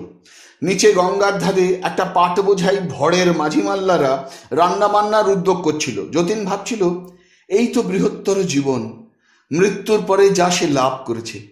কোথায় বাংলাদেশের এক ছোট্ট গ্রামে এসেছিল বন্দি, সারা পৃথিবীতে ছড়িয়ে গেল তার জীবন। পৃথিবীর অতীত কত লোকে, কত স্তরে, এমনি কত নিস্তব্ধ শরৎ দুপুরে, অপরাহ্নে, কত বসন্ত দিনের আসন্ন বেলায়, কত জ্যোৎস্না রাত্রিতে তার ইচ্ছে মতো অভিযান ভবিষ্যতের ক্ষেত্রে জমা রয়েছে। এমন সব সুখের দিনে শুধু মনে হয় সেই হতভাগী। দেবতা তার ভ্রমণের কাহিনী বলতে লাগলেন। সে ভারী চমৎকার কথা। তার সব কথা পুষ্প বা যতীন বুঝতে পারছিল না, তবুও তারা মুগ্ধ হয়ে গেল তার উৎসাহদীপ্ত মুখের ভঙ্গিতে, কথার সুরে। কত লক্ষ বৎসর পূর্বে তিনি বেরিয়েছেন বিশ্ব ভ্রমণে। কত গ্রহ, উপগ্রহ, নক্ষত্র জগৎ, কত ছায়াপথ, নীহারিকা পুঞ্জ মানস গতিতে ভ্রমণ করছেন। আলো বা বিদ্যুতের সেখানে পৌঁছতে লক্ষ লক্ষ বৎসর লাগে। সেসব সুন্দর নক্ষত্রমণ্ডলী পার হয়েও লক্ষ আলোকবর্ষ দূরের অঞ্চলে চলে গিয়েছেন। তখনও দেখেছেন বহু দূরে আর এক অজানা বিশ্বের সীমা, মহাশূন্যের প্রান্তে আবছায়া দেখা যায়। আবার সেই বিশ্বেও পৌঁছেছেন। আবার অগণিত নক্ষত্র, গ্রহ, উপগ্রহ, নীহারিকা রাজির মধ্য দিয়ে দেবতার অমিত গতিতে বহু শত বৎসর ধরে ছুটে গিয়ে যেমন তার সীমা ছাড়িয়েছেন, আবার দূরে দেখতে পেয়েছেন আর এক রহস্যময় অজ্ঞাত বিশ্বের ক্ষীণ সীমান্তবর্তী ক্ষীণালোক তারকামণ্ডলী। কত প্রজ্বলন্ত নক্ষত্র, কত স্বয়ংপ্রভ বাষ্পমণ্ডলী লক্ষ লক্ষ যোজন বিস্তৃত হয়ে রয়েছে শূন্যের দিগন্ত থেকে দূর দিগন্তে। অবশেষে এই বর্তমান বিশ্বটায় পৌঁছে গ্রহ নক্ষত্রের গোলক ধাঁধার মধ্যে কিছু দিশাহারা হয়ে পড়েছিলেন। পুষ্প বললে, আমাদের সঙ্গে করে নিয়ে যাবেন? দেবতা বললেন, তা অসম্ভব। এই গ্রহের বিভিন্ন আত্মিক স্তর ছেড়ে তোমরা কোথাও যেতে পারবে না। এর আকর্ষণের টেনে রাখবে। সে দেহ তোমাদের তৈরি হয়নি। তবে আর কিছুকাল অপেক্ষা করো। কাছাকাছি বহু অদ্ভুত জগৎ আছে, সেখানে তোমাদের নিয়ে যাব। আমায় স্মরণ করো না, তাতে আমি আসবো না। যখন তোমরা তার উপযুক্ত হয়েছ বুঝবো, আমি নিজেই আসব। এখন আমি যাই। আর একটা বিষয়ে সাবধান থেকো। তোমরা দেখতে পাচ্ছ না, আমি পাচ্ছি। তোমাদের এই গ্রহটার চারিদিকে ঘিরে একটা বিরাট শক্তিশালী চৌম্বক ঢেউ বইছে। সেটা সবসময় তোমাদের ওই পৃথিবীর দিকে টানছে। এই ঢেউয়ে পড়লে ঘুরিয়ে নিয়ে এসে ওই পৃথিবীর জড়লোকে তোমাদের ফেলে পুনরায় জড়দেহ ধারণ করাতে বাধ্য করবে। এটাকে পুনর্জন্মের ঢেউ বলে বলা যেতে পারে। খুব সাবধান। বিশ্বের সীমা আবিষ্কার করবার যার আগ্রহ, সে যেন ক্ষুদ্র গ্রহের স্থূল স্তরে আবার স্থূল জড়দেহ ধারণ না করে। পুষ্প ও যতীন দুজনে প্রণাম করলে। পুষ্প বললে, আবার যেন আপনার দেখা পাই দেব। পর মুহূর্তে দেবতা অন্তর্হিত হলেন। পুষ্প বললে, দেখলে তো, শুনলে? ওই সেই চুম্বকের ঢেউ। আমাদের এক দেবতা বলেছিলেন অনেক দিন আগে। তোমাকে একবার পঞ্চম স্তরে নিয়ে যেতে যেতে যে বিপদে পড়েছিলুম, তুমি অজ্ঞান হয়েছিলে, মনে আছে? সেইবার তার সঙ্গে দেখা।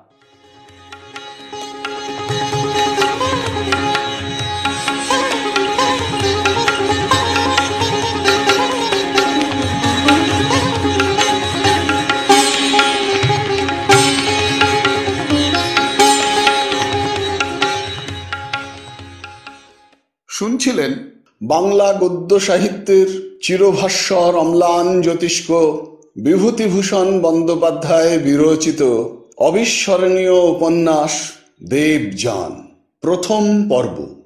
যদি এই অনুষ্ঠানটি আপনার ভালো লেগে থাকে তবে অবশ্যই একটি লাইক দিয়ে আমায় উৎসাহিত করবেন। যারা এখনো আমার এই চ্যানেলটিকে সাবস্ক্রাইব করেননি তারা অনুগ্রহ করে সাবস্ক্রাইব বোতামটি টিপে আমার এই চ্যানেলটিকে সাবস্ক্রাইব করে নেবেন এবং ভিডিওর কমেন্ট বক্সে আপনার মূল্যবান মতামত জানিয়ে চ্যানেলটিকে আরও এগিয়ে নিয়ে যেতে আমায় সাহায্য করবেন। ভালো থাকুন, পাশে থাকুন, সুস্থ থাকুন আর শুনতে থাকুন সাহিত্যের মণিমাণিক্যগুলি অনুষ্ঠানটি। নমস্কার।